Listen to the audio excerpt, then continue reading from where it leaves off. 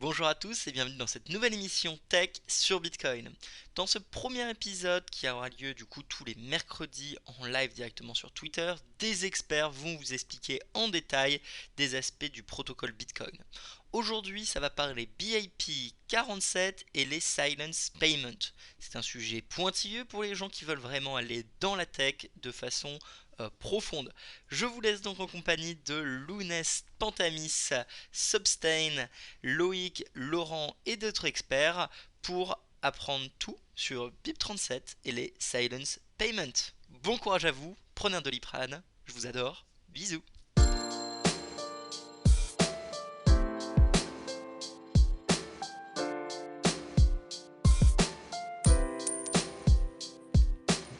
Allez-y, parlez. Allô, Hello. coucou. Hello. Alors, le casque marche pas. Ah. Ah bah tiens, t'es pas le seul. C'est un casque Wasabi? Ouais. Allez, ça commence. C'est quand même vraiment dommage que Tidavi n'ait pas pu venir, hein, parce que là, avec un départ comme ça, Oh là là. on aurait pu le C'est vrai. lancer, mais bon, c'est pas grave, tant pis. D'ailleurs, en parlant de Wasabi, je sais plus c'est qui de leur groupe qui avait partagé un truc qui avait l'air intéressant. C'est un explorateur de blocs qui marche avec du chiffrage homomorphique. Et ça fait en gros que quand tu fais des requêtes pour voir une transaction, en fait, bah, comment dire, le nœud, enfin l'explorateur de blocs ne connaît pas du coup la requête que tu fais, enfin connaît pas en fait la transaction quoi. Du coup, je me suis dit ça pourrait être un truc intéressant pour Ouais, c'est Use Spiral quelque chose. Est-ce que c'est pas, alors j'ai vu passer ça, mais Je vais te est-ce remettre que le c'est pas lien, le truc je dois l'avoir. Panta, tu m'avais envoyé un lien hier, Si, c'était si, ça, c'est non? ça. Ouais, c'est Ah ça. d'accord. Ça Et je sais pas utilise si... pire du coup. Ouais, les trucs PID qu'ils appellent ça, là, les... Enfin, genre... C'est pas les... PIR plutôt? Je Ouais, sais pardon, plus. PIR, pardon. Ouais, C'est PIR, ouais, c'est ça. Private Information Retrieval, je crois que c'est ça, ouais. Ouais, c'est ça, Mais, exactement. ouais, je sais pas si c'est Adam Gitson qui a fait ça au départ. Ou si c'est parce que c'est pas Wasabi hein, qui a fait ça, il me semble. Je pense que c'est non, Adam non, c'est Gibson. juste un truc qu'ils ont partagé, hein. Ouais, Ouais. je vous les ping sur le space pour les auditeurs qui veulent aller checker. Ah ouais, c'est ça. Et ça n'a rien à voir avec le Spiral, le truc de Jack? Ouais, c'est ça. C'est Spiral, c'est la méthode là qu'ils ont trouvée pour faire le PIR justement, qui est plus rapide manifestement. Oui, mais ça n'a rien à voir avec la boîte de Jack, si. Non, non, ça n'a rien à voir. Ok. Euh, mais bon, par contre, enfin, moi, pareil, j'ai jeté un coup d'œil au papier, mais enfin, le papier, il est imbitable. C'est 45 pages de cryptographie. Enfin, les zéro knowledge proof à côté, je pense que c'est simple, quoi. Donc, Ah ouais, quand même. tout le monde m'en parle, enfin, non, parce que tout le monde me l'envoie, mais enfin, je pense que enfin, les gens ne se rendent pas compte, en fait. Personne comprend et personne peut vérifier, quoi. Ouais, je pense que personne n'a ouvert le papier, à vrai dire. Voilà, après, Bah, moi, j'ai regardé vite fait parce que Sosten me l'avait envoyé. J'ai regardé vite fait. En fait, ce qui manque, c'est surtout une explication de comment ça marche les fameux PIR. À niveau basique, tu vois. Il n'y a aucune ouais. explication du niveau Ah ouais. basique. Ça part direct dans les explications méga du truc méga développé et tout. Et ouais, c'est. Ah ouais, ouais, Enfin, non, bah, clairement, je c'est me suis pas imbitable amusé là. à regarder. Mm. Non, non, J'ai vu que les mecs, ils ont des claims sur les perfs et globalement, c'est ce que j'ai retenu. C'est qu'en gros, il y a des trucs qui existent déjà et eux, ils ont un truc avec des bonnes perfs, quoi. Bon, bah, c'est ok. ça. C'est ça. C'est tout. Je suis désolé, j'avais un truc à côté, mais moi je trouve c'est intéressant parce que, enfin, de ce que j'ai compris sur le chiffrage homomorphique, ça te permet de traiter des données sans avoir besoin de totalement les révéler. Du coup, bon, tu gagnes pas forcément en, comment dire, en souveraineté sur l'explorateur de blocs, mais ça reste toujours quelque chose d'intéressant pour la privacy, quoi. Ah oui, Ah ouais. clairement, hein. Ouais, non, mais après, On est ça, c'est d'accord, hein. intéressant, mais le truc, c'est qu'il y a chiffrage homomorphique et chiffrage homomorphique. C'est-à-dire, il y a une technique de base. Alors, un truc, enfin, c'est vraiment la base, le truc que tu apprends à l'école. Mais c'est super simple, hein, et c'est très simple à développer, à tester. Enfin, voilà.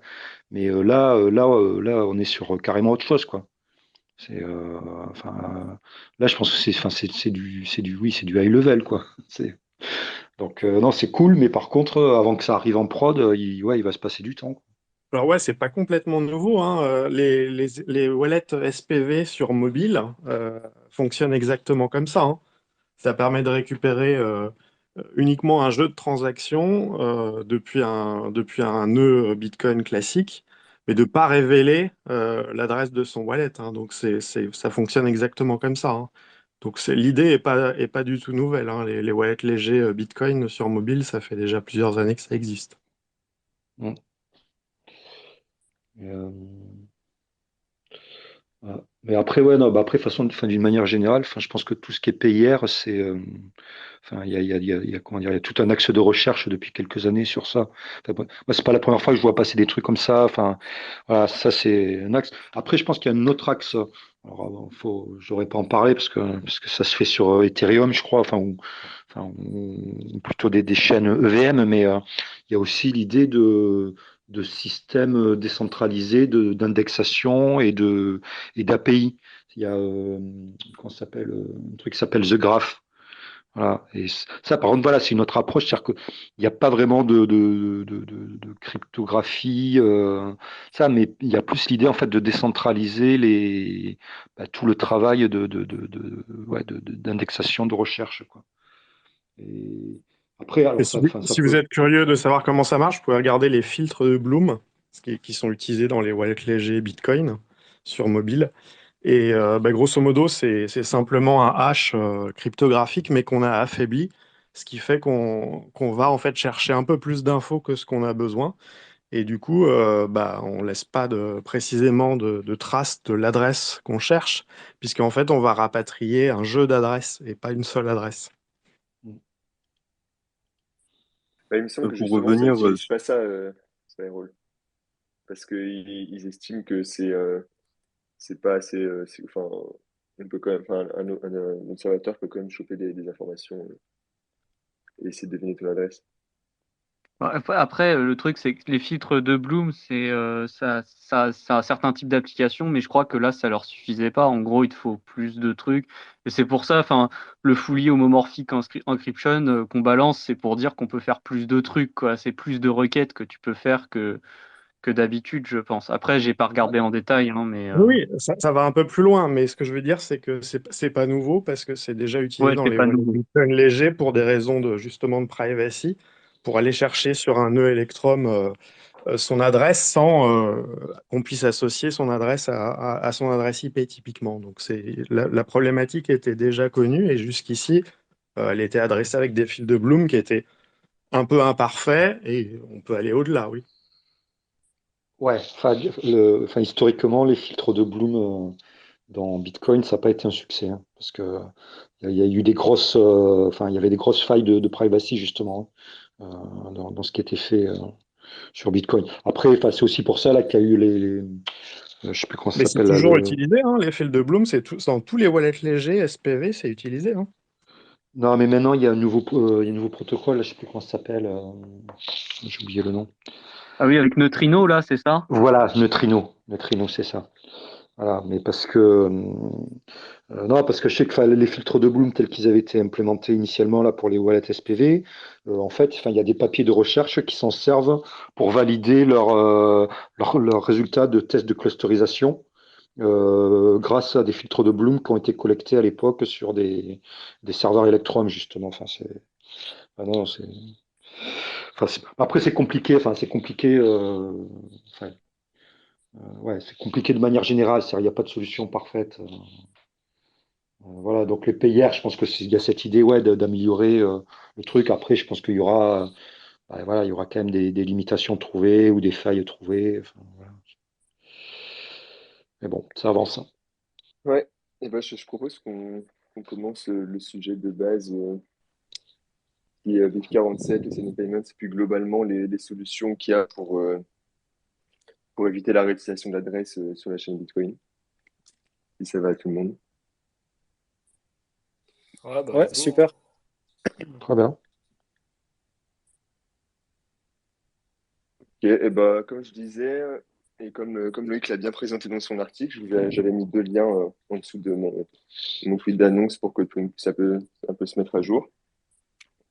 L'adresse reuse, la réutilisation d'adresse sur Bitcoin, c'est un gros problème au niveau de la vie privée, à plein de niveaux, et on a plusieurs proposals pour résoudre ce problème. Bon, je suis pas bien réveillé, mais... Et du coup, aujourd'hui, on va essayer de débattre sur principalement BIP47 et Selenium Payments. Et du coup, Pantami, si vous voulez faire un petit résumé, enfin, de vous les donner des bases de cryptographie pour bien comprendre la suite et pour bien comprendre comment elles se différencient les deux. Ouais, donc du coup, je vais essayer là en introduction de ne lancer aucune polémique, mais enfin voilà, je sais que ce sera pas évident, mais j'essaierai vraiment de juste présenter ce qui est nécessaire pour comprendre tout ce qu'on va discuter ensemble ce soir. Globalement, comme l'a dit Lounès, ce qu'on veut, c'est éviter l'adresse reuse. Éviter l'adresse reuse, il y a différentes raisons pour lesquelles on fait de l'adresse reuse et on va pas forcément tous être d'accord sur, je pense, sur quoi on veut lutter en premier, mais ça va être le sujet de la discussion. Globalement, l'idée, ça va être d'essayer de trouver un moyen de construire une adresse dont on sait que le destinataire peut récupérer les fonds et uniquement lui. Donc pour ça, moi j'ai identifié qu'il y avait globalement deux points clés qu'il fallait résoudre et que les différentes méthodes vont être des variations pour résoudre ce type de problème. Le premier problème, c'est de construire cette adresse où seul le destinataire pourra récupérer les fonds. Et donc là, il y a une primitive cryptographique qu'on utilise énormément qui est le Diffie-Hellman, donc l'échange de clés de Diffie-Hellman. C'est très très bien détaillé dans l'article de Loïc. Mais rapidement, l'idée est que deux personnes qui ont chacune une clé privée et, la clé, et leur clé publique peuvent construire ensemble un secret partagé à partir de leurs deux clés privées et de chacune leurs deux clés publiques et de chacune sa clé privée.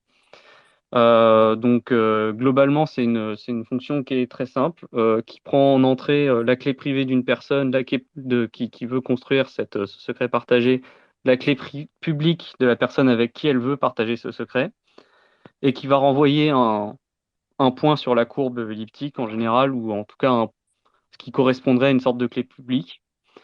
Et cette opération a la propriété que si la contrepartie, fait cette même opération avec sa clé privée et la clé publique de la personne qui a lancé cette chose-là, elle va obtenir le même résultat.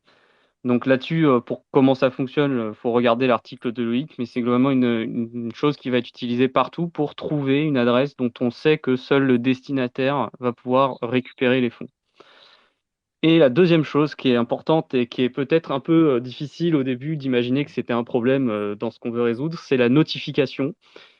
Lorsque on fait de la réception de fonds sur des adresses en réutilisant les adresses, en fait, il y a un problème qui est résolu dont on ne se rend pas compte qu'il est résolu, c'est que le destinataire est notifié, puisque au moment où la transaction arrive, comme il surveille les fonds qui arrivent sur un ensemble d'adresses, eh bien, il découvre qu'il y a une transaction pour lui dont il peut utiliser les fonds qui va être automatiquement ajoutée à son wallet dès que la transaction va arriver.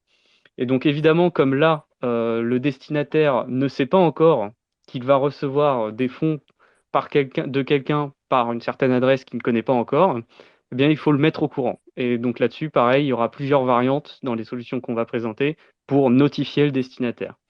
Voilà, donc ça, c'est les deux points clés. Après, il va y avoir, je pense, des discussions sur un dernier point, c'est l'identification de l'envoyeur du paiement, c'est-à-dire comment la personne qui reçoit le paiement sait ou pas qui a envoyé l'argent.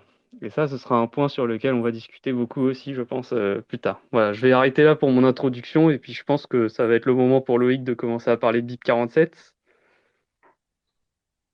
Ouais, bah, t'as déjà bien introduit le truc. Donc effectivement, le but, c'est de résoudre l'adresse reuse. Sur le BIP 47, en l'occurrence, et sur Silent Payment également, en fait, on va dériver une adresse qui ne dépend pas de la seed pas directement de la seed du receveur. Et donc, ça, c'est le principal problème qui est résolu par la transaction de notification, c'est comment est-ce qu'on peut récupérer les adresses éphémères, entre guillemets, et les clés privées associées depuis uniquement la seed. Et la transaction de notification sur le BIP47, elle vient résoudre à la fois la notification, ce que tu as dit, c'est-à-dire le destinataire, il est au courant qu'il y a un tunnel de paiement qui a été ouvert, mais aussi, surtout, il peut uniquement à partir de sa seed régénérer tout son portefeuille, régénérer également les adresses éphémères grâce aux codes de paiement qui sont chiffrés dans les transactions de notification. Et ça, il peut le récupérer facilement depuis sa seed, même si les adresses de réception ne sont pas dérivées directement depuis sa seed. Donc ça, je pense que c'est le problème principal et tu l'as bien mis en avant. Est-ce qu'il faut que je parle un petit peu plus du BIP47 ou pas forcément dans son fonctionnement? Grosso modo, tu as dit ce qu'il fallait dire, hein, c'est ça, on va faire un secret partagé en utilisant ECDH, donc Diffie-Hellman sur les courbes elliptiques. On fait un secret partagé entre les deux personnes, le destinataire, le receveur. Et à partir de ce secret partagé, on va appliquer plusieurs formats et grosso modo, on va obtenir une clé publique partagée. Et à partir de cette clé publique, on dérive une adresse. Et donc, le destinataire, il peut envoyer des fonds vers cette adresse. Et le receveur, c'est le seul à pouvoir générer la clé publique qui est associée à cette adresse et donc à pouvoir dépenser les fonds qu'il a reçus sur cette adresse. Voilà. Je ne sais pas s'il y a un autre point à clarifier sur le BIP47 peut-être. Alors moi j'ai juste un point que j'aimerais ajouter mais que j'avais pas dit non plus lorsque j'ai fait ma petite introduction. C'est que évidemment la question que peut se poser l'auditoire c'est mais si ce secret il est partagé, est-ce que l'envoyeur ne connaît pas aussi la clé publique qui permet de dépenser les fonds? Et la réponse est non parce que pardon, oui, la clé privée, pardon. Et la réponse est non, parce que, en fait, un tweaking qui est fait sur le résultat de ce. Enfin, il y a une modification qui est faite sur le résultat du Diffie-Hellman pour faire en gros, c'est tweaké par la clé publique du destinataire de façon à ce que l'envoyeur ne puisse effectivement pas récupérer les fonds qu'il vient d'envoyer. Parce que sinon, bon, bah, c'est raté, quoi. Mais voilà, c'est un petit point, mais c'est un détail, mais c'est fait pour faire en sorte qu'effectivement, depuis le secret partagé, on arrive bien à faire une adresse où il y a vraiment que le destinataire qui peut récupérer les fonds. Voilà, c'est ça. Le but, c'est que la personne qui veut envoyer des paiements vers le receveur puisse dériver une adresse sans pour autant avoir accès à la clé privée qui est associée à cette adresse. Et c'est ce que permet le BIP47 et Silent Payment d'une autre façon. C'est ça. Et du coup, juste avant d'aller plus loin sur le BIP47, je vais juste présenter l'autre solution principale de Ruben Somsen, je crois, qui sont les Silent Payments. En fait, l'idée, c'est globalement la même. Ça fonctionne aussi avec du Diffie-Hellman. Juste, au lieu de faire une transaction de notification sur une adresse connue du receveur, eh ben, le receveur, il va scanner toutes les transactions qui passent et faire effectuer un calcul sur chaque transaction et vérifier si cette transaction est une transaction qui utilise son code et qui, du coup, le paye. Donc la différence, elle se situe principalement à ce niveau-là, qui fait qu'il n'y a pas besoin de notification, mais par contre, c'est le receveur qui, lui, scanne tout de son côté.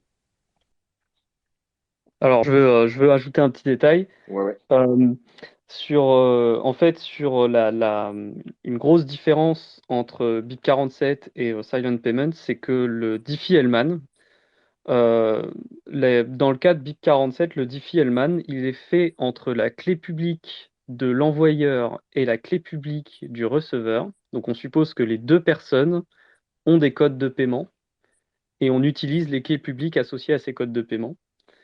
Alors que dans les Silent Payments, la clé publique qu'on va utiliser, c'est forcément la clé publique d'une input de la transaction qui va payer le receveur.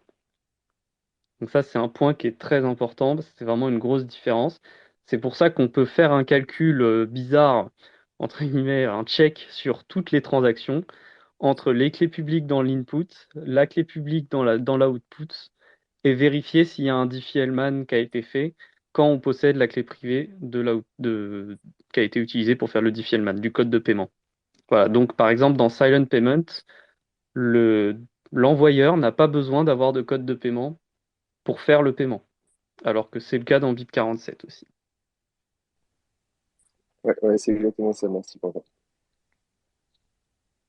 Alors, peut-être c'est pas le bon moment pour parler de ça, mais il y a une autre, en fait, il y a une troisième possibilité qu'on peut peut-être évoquer parce que là, ça permet de faire la synthèse un petit peu, je trouve, entre les deux Carrément. variantes, Silent Payment et BIP47. En fait, il y a une autre proposition qui a été faite récemment, alors qui n'a pas de nom qui a pas de nom sexy. Il a appelé ça Reusable Taproot Addresses. Donc le nom est complètement pourri, mais c'est assez intéressant parce qu'en fait, ça utilise le même mécanisme de Diffie-Hellman qu'on vient de décrire dans les Silent Payments, mais au lieu de tweaker, comment expliquer ça au lieu d'avoir un code de paiement fixe et qu'on va à chaque fois générer une nouvelle adresse à partir de l'adresse qui est en input, on utilise, ça ressemble un peu à BIP47 parce qu'il y a une transaction de notification, et en fait on fait ce Diffie-Hellman pour générer un secret partagé qui va servir de seed pour générer les adresses. Et là, à partir de là, ça ressemble un peu au BIP47, donc c'est une espèce de solution un peu intermédiaire, où il y a quand même une transaction de notification. Mais il n'y a pas d'identifiant non plus comme dans BIP47. Il n'y a pas de code de paiement, en tout cas pas... non, il n'y en a pas du tout en fait. Voilà. Donc c'est bon. Peut-être c'est un peu anecdotique, mais il y a aussi cette possibilité. Alors sur cette histoire de reusable taproot address, une différence importante, c'est qu'il y a un tweak de l'adresse associée au change, à Ouais, alors je au voulais pas retour trop de rentrer change. dans le, je voulais pas trop Mais rentrer dans le détail. ouais, c'est normal, mais en gros, la condition dans cette histoire de Taproot Reusable Address, c'est que les gens utilisent Taproot, puisqu'on va utiliser la clé publique qui est dans le change aussi. Et cette clé, ce change, il est utilisé pour faire la notification en fait dans la transaction directement. C'est-à-dire qu'il y a un check sur le change pour vérifier que c'est une notification. Et si c'est effectivement une notification, on va utiliser le résultat de ce Diffie-Hellman pour générer de nouvelles adresses pour de futures transactions potentielles. Je ne sais pas si Laurent a quelque chose à dire là-dessus, parce que je sais que Laurent a aussi vu cette proposition passer, que tu avais laissé un commentaire sous le GIST, Laurent, donc peut-être que tu as quelque chose à nous dire là-dessus, ça peut m'intéresser. Sur laquelle? Sur les histoires de Taproot Reusable Addresses, Le, tu sais, le- non, le Reusable Taproot Address qu'avait le GIST qui a été fait par Kixunil, et tu avais laissé un commentaire, et c'était à peu près c'était fin d'année 2021, je sais pas si tu t'en rappelles, quoi, mais non, Alors non. c'était le 31 décembre, très exactement. Ah ouais, pas de ça y est, commentaire sur la date. Non, à vrai dire, j'ai un petit trou sur cette soirée-là. Non, non, honnêtement, enfin, je me souviens, ouais, que j'avais commenté, mais je me souviens plus du tout de, de ce que j'avais commenté. Après, enfin, je me souviens que c'était la première proposition qu'il y avait eu. Je sais que, Ouais, avant les silent payments, effectivement. ouais, bah en fait, Silent Payment, ça a été, comment dire, une espèce de V2 de cette proposition-là par rapport à des limitations, voilà, qui avaient été trouvées, mais enfin, je pense qu'il y avait une continuité. Euh, bon, Oui. même si c'est pas les mêmes personnes, voilà. Mais, ouais, non, C'était non, une enfin, inspiration. je me souviens un peu du commentaire. Après, moi, ce que je trouve intéressant, c'est que, très honnêtement, enfin, je pense qu'aujourd'hui, il n'y a aucune des solutions qui est la solution parfaite. Enfin, voilà, tout en des trucs à améliorer.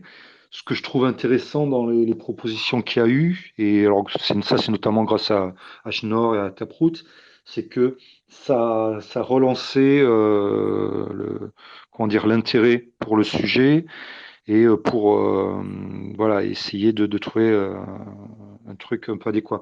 Après, là, moi, où j'ai du mal, alors peut-être pas rentrer tout de suite dans ce sujet-là, mais là, effectivement, où j'ai du mal avec Silent Payment, c'est que pour moi, là, on est vraiment loin du compte de ce qu'il faudrait voilà, pour la solution idéale. Et moi, enfin, à la limite, ce qui m'intéresserait plus, ça serait d'avoir une nouvelle itération de BIP 47 qui reprend peut-être certaines idées de ces solutions-là, quitte à faire quelques compromis, enfin voilà, mais pour essayer de trouver quelque chose en fait qui serait vraiment utilisable de manière plus large et notamment par les services. Enfin, bon, sachez que certains de vous le savent déjà, mais moi c'est un peu mon cheval de bataille, c'est que toute solution qui sera proposée, enfin voilà, qui sera proposée sous forme de BIP devrait être adoptable par des services et notamment par les exchanges ou les services qui font qui proposent du DCA ou les pools de minage. Voilà, c'est eux qu'il faut. Enfin, il faut que la solution puisse adresser ces services-là. Euh, et aujourd'hui, voilà, c'est là où moi j'ai un problème avec Silent Payment, c'est que clairement enfin, je pense que tout le monde le reconnaît, c'est que ça ne scale pas bien. Et la réponse de dire oui, mais c'est pas le cas d'usage qu'on vise, à mon avis, c'est pas une bonne réponse parce que le problème, en fait, c'est que, enfin, pas le problème, on va dire le challenge sur une solution comme ça, c'est qu'en fait, quoi qu'on en dise, un BIP pour une solution comme ça va normaliser. En fait, ça, voilà, ce qu'il faut comprendre, c'est que les développeurs de wallet peuvent pas supporter 50 implémentations de solutions comme ça. C'est un peu comme les protocoles de paiement. Euh, on peut pas fracturer le marché sur les protocoles de paiement. Comment il s'appelait? BitPay avait essayé, mais bon, ça a fait chier tout le monde et au final, BitPay aujourd'hui, voilà, perd des parts de marché et donc voilà, sur Et je pense que c'est une discussion qui est extrêmement importante. Donc, bien sûr, moi, bien je sûr, pense que ça voilà, mérite d'être développé ici. bien sûr. Alors, avec Sosten et Nunes, nous, on avait travaillé sur les Silent Payment. Et en fait, ce qu'on est très curieux de savoir, justement, c'est de comprendre exactement qu'est-ce qui manque pour que ce soit utilisable par les services, par les exchanges. Donc, on a commencé, nous, avec tes retours, quelques retours qu'on a eus de ta part et de Loïc, on a commencé à D'accord. identifier des choses, effectivement. Et donc, j'aimerais avoir qu'est-ce qu'il faut Chaud. pour Ouais. toi pour que ce soit utilisable Alors, par les services, justement. ouais. Alors, enfin, je sais que bon, on en a déjà discuté avec certains d'entre vous. Après, je pourrais peut-être refaire, ouais, comment dire, un retour rapide sur le contexte, en fait, enfin, pourquoi, quel est le problème, tout ça. En fait, ce qu'il faut comprendre, c'est qu'en termes de protection de la vie privée sur Bitcoin, si on travaille au niveau applicatif, hein, là, vraiment, on oublie l'idée qu'on puisse faire des choses vraiment au niveau protocole pur et dur. On est plutôt en surcouche. Ce qu'il faut comprendre, c'est qu'en fait, rien de bon ne peut arriver tant qu'il y a de la réutilisation d'adresses. Ça, c'est vraiment le cœur. C'est-à-dire que, en fait, ça ne sert à rien de discuter d'autres solutions machin tant que la réutilisation d'adresses existe encore, enfin voilà, qu'on ne peut pas la réduire. Et la réalité, c'est qu'en fait, depuis des années, on a une espèce de plafond de verre, ou peut-être je devrais appeler ça un plancher de verre, à peu près autour de 50% de réutilisation d'adresses, voilà, au niveau global, et on n'arrive pas à descendre au-dessous. Et en fait, et ça, malgré le fait que il y a un gros travail qui a été fait par les wallets, et je pense de manière à peu près globale à tous les wallets proposés au grand public aujourd'hui, en général, quand même enfin, évite la réutilisation d'adresses. Et pourtant, on n'arrive pas à passer en dessous de ces 50%. Et pourquoi?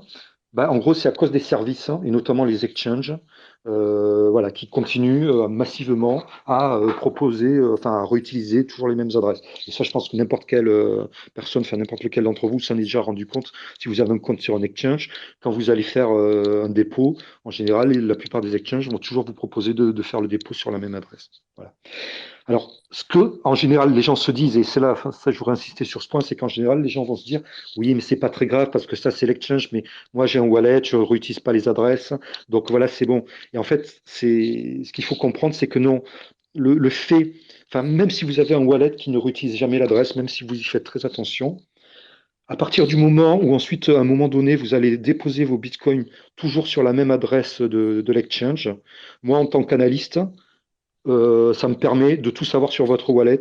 C'est-à-dire le fait que votre wallet n'ait pas réutilisé les adresses. En fait, le fait que par contre vous fassiez toujours les dépôts sur la même adresse de l'exchange, ça annule tous les bénéfices de ce que fait votre wallet en termes de non-réutilisation d'adresse. Donc ça, c'est le premier point. Et ensuite, bon, c'est de manière plus général, c'est que, en fait, quand vous réutilisez votre adresse, ça va.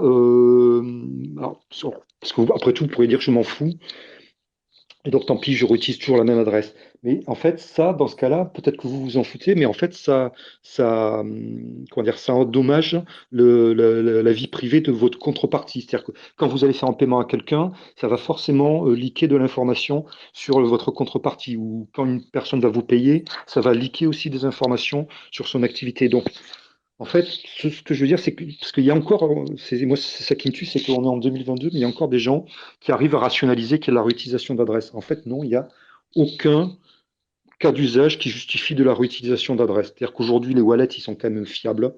Donc, à moins de vouloir transférer des millions, et donc avant de vouloir faire un micro-paiement sur l'adresse de votre cold wallet avant de transférer des millions, à la limite, c'est le seul cas où je pourrais imaginer que vous vouliez faire de la réutilisation d'adresse. Mais même aujourd'hui, à la limite, même ça, je pense que les wallets sont suffisamment stables pour pas avoir besoin de faire ça. Donc ça, c'est la première chose. Mais le deuxième point, surtout, c'est que, en fait, même pour des cas d'usage tels que des donations, souvent on dit, ouais, là, pour les trucs de charité, voilà, pour pouvoir prouver les donations. Mais même ça, en fait, non, aujourd'hui, il y a des protocoles qui peuvent permettre de prouver ce qui a été donné, enfin, au moins qui permettent aux gens qui ont donné de vérifier que leur donation a été prise en compte. Donc, voilà, il n'y a pas de bonne justification. Et donc, le truc, c'est que si on veut arriver à faire des progrès sur ce front-là, il faut trouver des solutions qui seront adoptables par les services, c'est-à-dire par les exchanges, par les pools de mining, par les services de DCA. Ça veut pas dire bien sûr qu'ils vont les adopter demain. Faut pas se faire d'illusions parce que eux, ça leur apporte pas forcément grand-chose. Ça, c'est du travail en plus. Enfin, voilà. Mais n'empêche que si d'entrée ce qu'on propose ne scale pas, faut pas se faire d'illusions, ça ne sera jamais adopté par un exchange qui a des millions ou des dizaines de millions d'utilisateurs. Voilà. C'est-à-dire silent payment, d'entrée, on sait que ça ne sera jamais adopté par un exchange. Voilà, c'est juste impossible. Et ça, je trouve ça dommage parce que en fait, on se tire d'entrée une balle dans le pied, quoi. Voilà. Et voilà. Et je pense qu'en fait, enfin le sujet vaut mieux que ça. On peut faire un meilleur boulot qu'un truc qui est bâclé et qui honnêtement, enfin, c'est un peu une réaction épidermique à ce qui s'est passé au Canada avec les camionneurs où en fait, voilà, tout le monde s'est rendu compte que le roi est à poil et que fallait trouver vite quelque chose pour expliquer qu'en fait, non, on pouvait faire mieux. Mais bon, voilà, je pense qu'on peut trouver quelque chose de plus ambitieux que ce qu'on a actuellement, quoi. Voilà. Oui, justement, donc en fait, je comprends l'inquiétude sur la scalabilité. Moi, je pense qu'elle n'est pas si importante que ça, mais par contre, il y a quelque chose que je pense dont tu nous avais parlé, qui est très importante et qui est discutée dans l'article de Loïc, c'est cette histoire de possibilité de remboursement, Oui, qui est possible avec Bit47 et qui est effectivement impossible avec les silent payments, et c'est pas non plus possible avec les fameuses oui, reusable Taproot addresses. ouais, ouais, ouais. Alors moi, Alors, je te dis ma vision des choses parce que je pense que ça va t'intéresser. En fait, je pense que c'est pas en fait quand tu parles du remboursement, c'est une partie du problème, mais je pense qu'en fait, c'est ce que je disais en introduction, c'est qu'il y a aussi le problème d'identifier quelle est la personne qui a envoyé l'argent.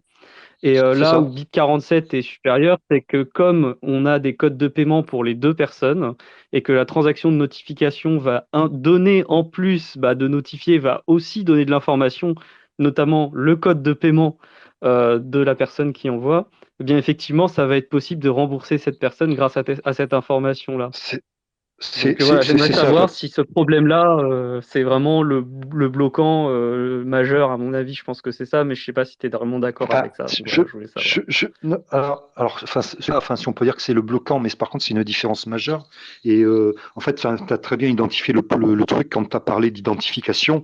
Parce que, alors, effectivement, moi, je vous parlais du remboursement, mais en fait, l'idée derrière le remboursement, comment dire, c'est que, enfin, ce qui est fourni, le service qui est fourni et qui est nécessaire pour le remboursement, C'est que tu c'est en peux fait créditer le bon compte, en fait.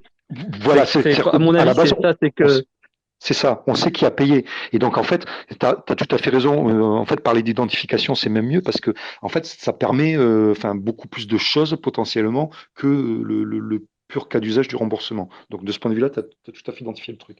Et alors, juste, alors, bon, je ne vais pas dire ça pour entrer dans la polémique, mais ça, c'est symptomatique en fait du problème qu'il y a eu depuis des années sur BIP47. C'est-à-dire que, enfin, pour ceux qui voilà, qui connaissent pas l'histoire de BIP47, c'est que BIP47, ça a été proposé par à la base par des supporters de gros blocs, enfin, de Bitcoin Cash. Bon.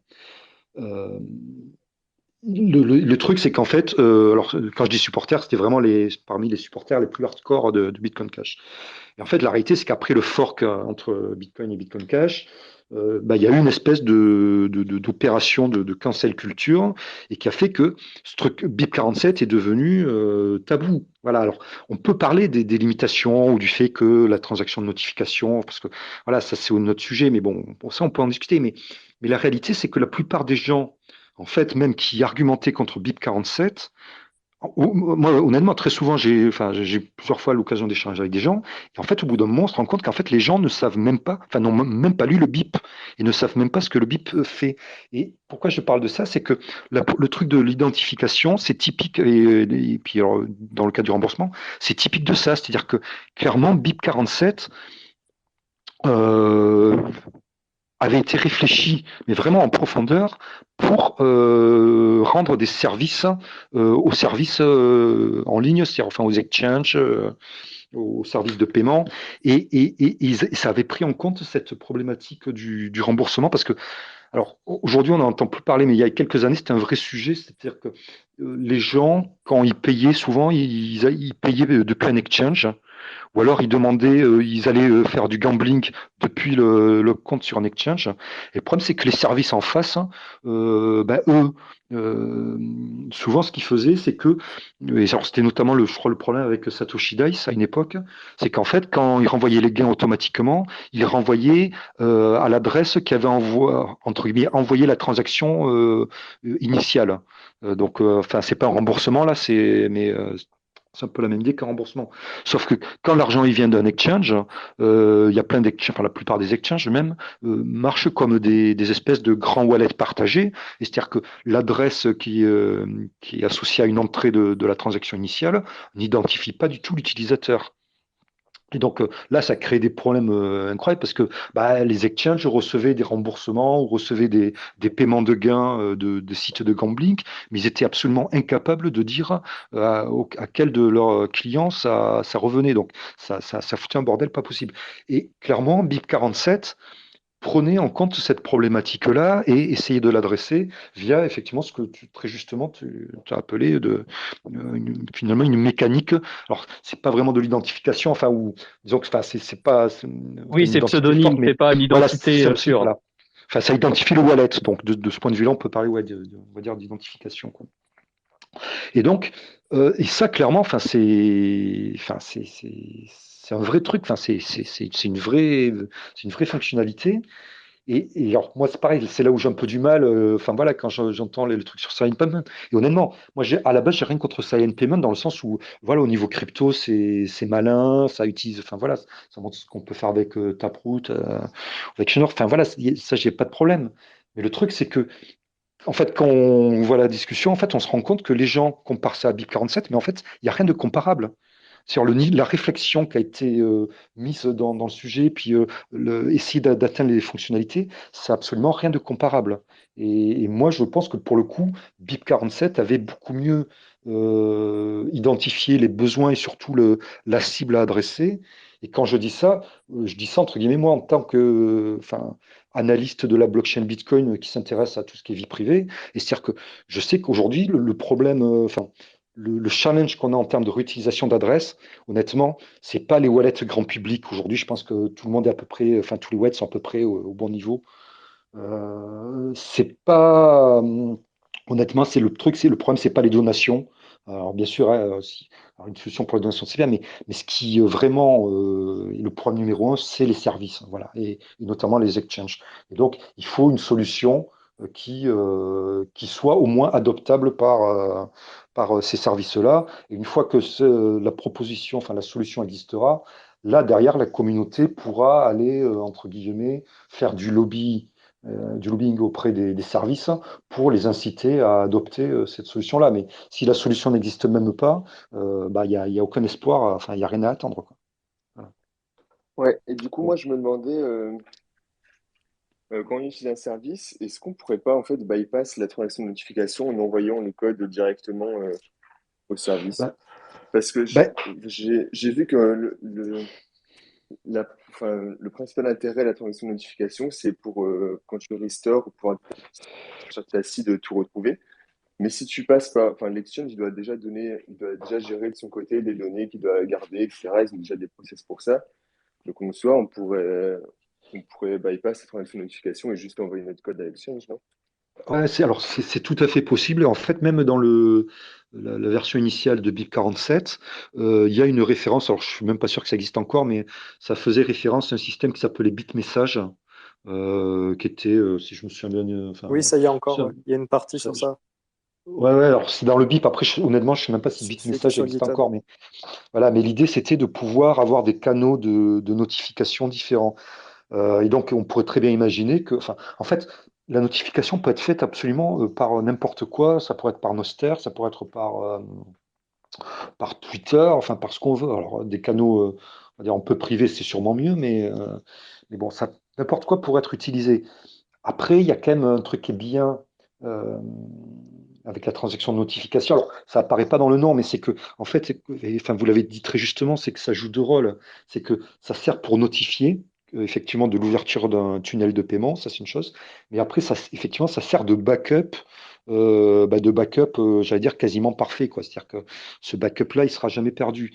Alors là, le problème, c'est qu'en fait, ça ouvre la boîte de Pandore d'une autre discussion qui est pourquoi peut-on utiliser la blockchain Bitcoin, enfin, et pourquoi l'espace des blocs, et a-t-on le droit d'utiliser Op Return, voilà, et pour quelle raison? Moi, très honnêtement, je trouve que une fonctionnalité de backup d'un tunnel de paiement, moi, ça me paraît pas la plus mauvaise utilisation d'un up return. Après, j'entends que ça peut se discuter, que il y a toujours cette crainte que demain on va être des milliards à utiliser Bitcoin on-chain et que ça va pas se caler. Donc voilà, ça il faut pas faire. Enfin, euh, oui, non, pourquoi pas. Mais bon, au final, ce qui est sûr, c'est qu'il y a effectivement ces deux besoins à assurer, c'est-à-dire notification et backup, que personne n'est 100% content enfin, n'est 100% satisfait des transactions de notification telles qu'elles existent aujourd'hui,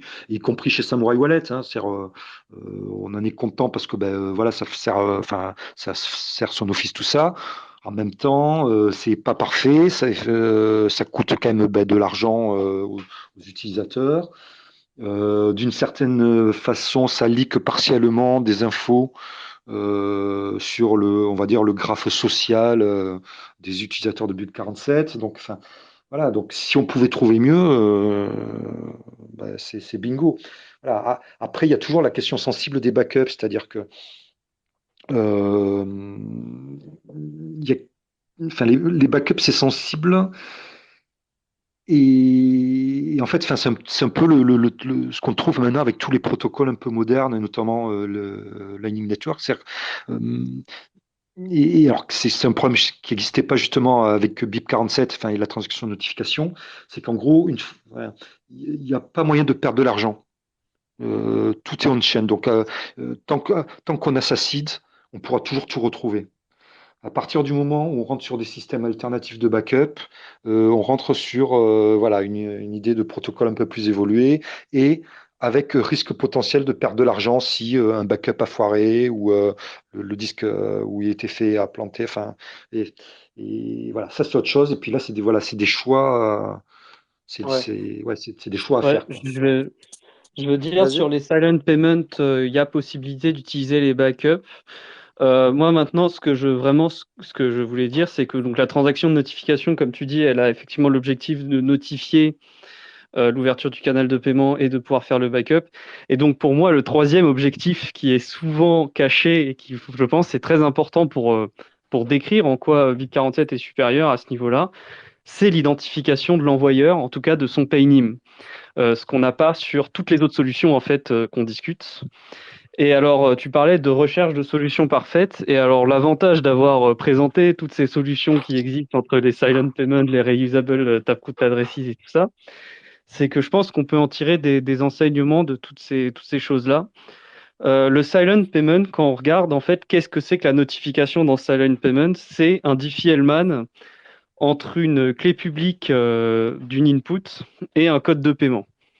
Et donc, la personne qui a le code de paiement, qui a fait le code de paiement, elle est notifiée en surveillant la blockchain et en voyant d'un seul coup qu'il y a un match entre son code de paiement et une clé publique dans une input. Et donc, il sait que là, il est notifié à ce moment-là. Le problème de Silent Payment, c'est qu'on n'a pas d'informations sur le code de paiement de l'envoyeur. Et c'est ça qui rend Silent Payment plus compliqué à utiliser pour les services, effectivement, et qui n'adresse donc pas le problème des exchanges, à mon avis. Mais un truc qui est intéressant, c'est que les reusable taproot address, initialement, elles utilisaient l'adresse de change pour mettre de l'information.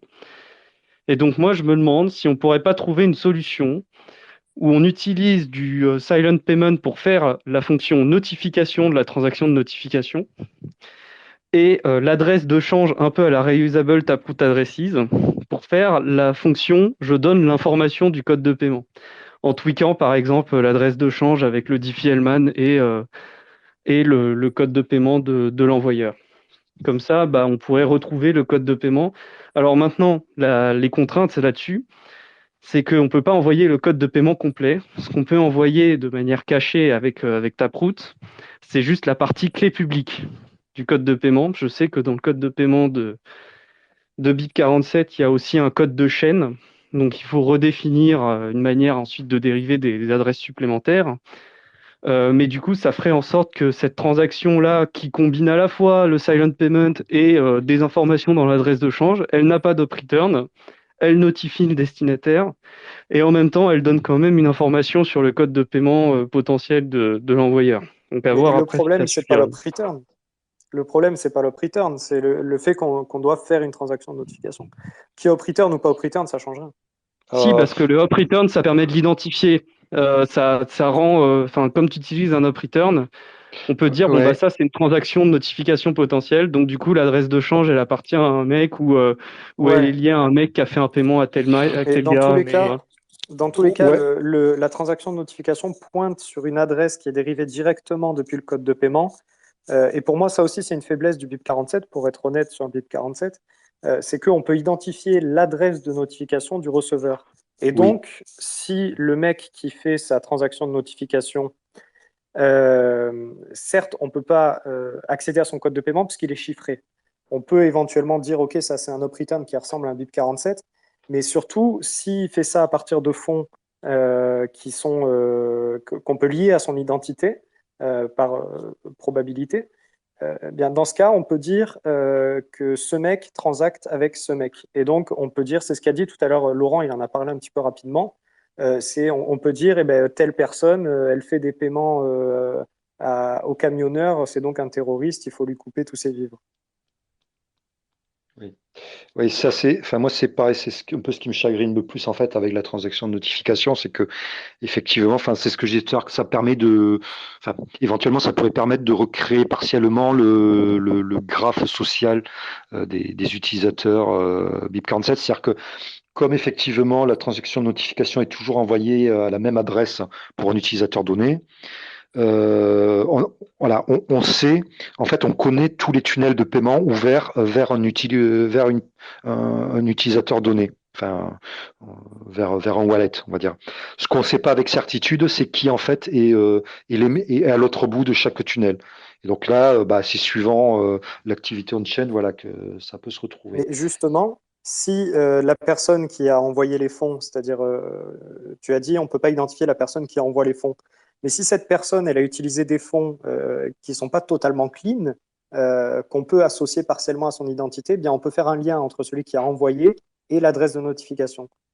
Oui. Et puis, enfin, dans le cas de BIP47, en fait, enfin, je veux dire, le pire des cas, ça serait que les fonds en fait, qu'il utilise pour envoyer la transaction de notification peuvent être rattachés à son adresse de notification à lui.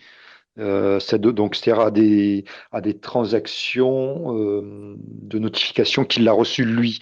Parce que dans ce cas-là, c'est-à-dire qu'effectivement, c'est ça qui va nous permettre de recréer le graphe social des utilisateurs BIP47. Voilà. Ouais. Après, Alors, bon, ça, ce qu'il faut voir, c'est que ça, enfin, juste pour finir mon aparté sur ça, c'est que ça, là, c'est pas spécifique non plus à BIP47. C'est-à-dire que là, en fait, quand je parle de recréer ce lien-là, c'est qu'en fait, comment dire, c'est de la clusterisation, voilà, des autres transactions du wallet émetteur. Et ça c'est vrai, par exemple aussi avec Silent Payment. Enfin, ouais, voilà, bien la sûr. Alors non, hein. clusterisation. Non. Mais ce que je pensais, C'est c'était plus, pour moi, il y a un truc encore plus grave qui pourrait arriver. C'est par exemple, si on fait une donation, on peut prendre l'exemple des truckers. Il y a l'adresse de notification des truckers, elle est Oui, identifiée, puisque le code de paiement est forcément public. oui, Donc l'adresse de oui, notification est identifiée. Donc on peut oui, analyser les transactions de notification qui arrivent de là, voir les oui. inputs qui sont de là. Et par exemple, si c'est du KYC, ça sort direct d'un exchange. Ben, on appelle l'exchange, on lui dit c'est qui ce Gugus, on va lui bloquer ses fonds. Non, Euh, je suis d'accord, je suis d'accord. Je suis voilà. d'accord. Et c'est pour ça, enfin, bah, après, moi, j'ai jamais creusé le truc, mais je pense que, alors, après, je sais pas encore une fois s'il faut garder la transaction de notification ou pas, mais je pense qu'il y aurait moyen de construire une mécanique de transaction de notification qui reprenne des idées de ce qui a été proposé pour Silent Payment c'est ce que j'étais ou, en train ou de Invisible dire. Address. Voilà. Mais la différence, c'est que je pense que, enfin, potentiellement, je pense que je garderai le hop return. Parce qu'en fait, le up return, il est alors. Je sais qu'il y a des gens enfin, qui vraiment pensent que c'est le cœur du problème, mais moi je pense qu'il a une autre utilité, le up return, c'est que potentiellement, il signale que là, il y a une transaction d'ouverture d'un tunnel de paiement, ce qui veut dire que ça permet aussi de savoir quels sont les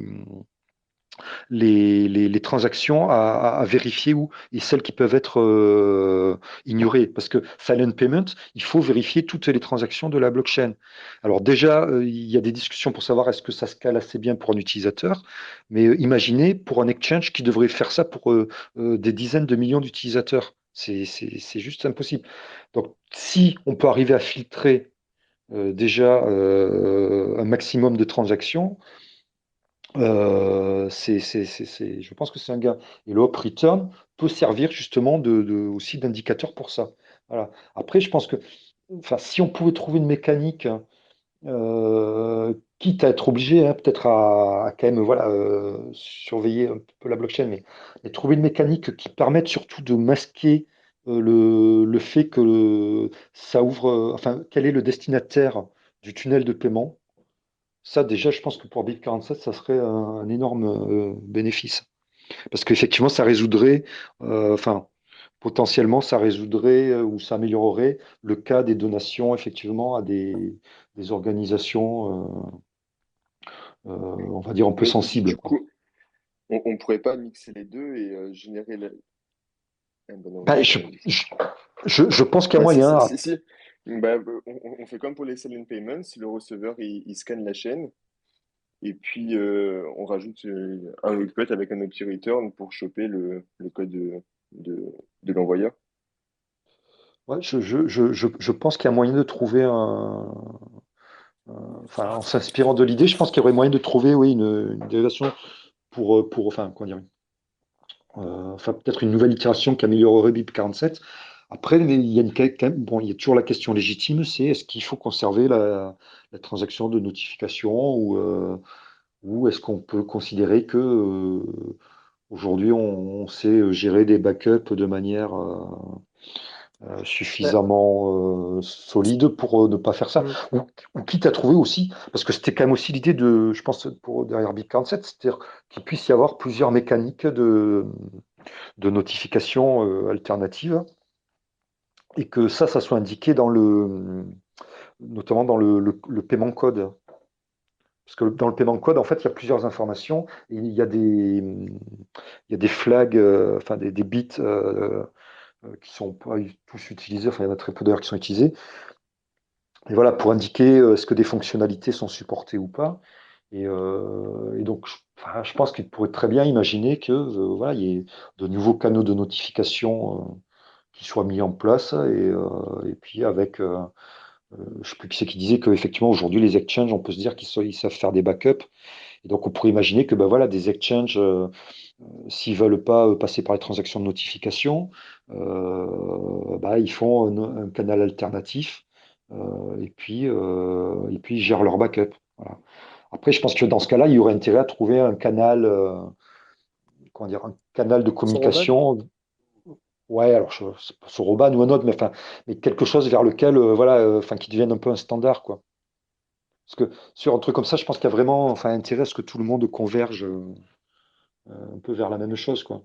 Mais pourquoi avec un exchange, j'aurais besoin d'un canal de communication?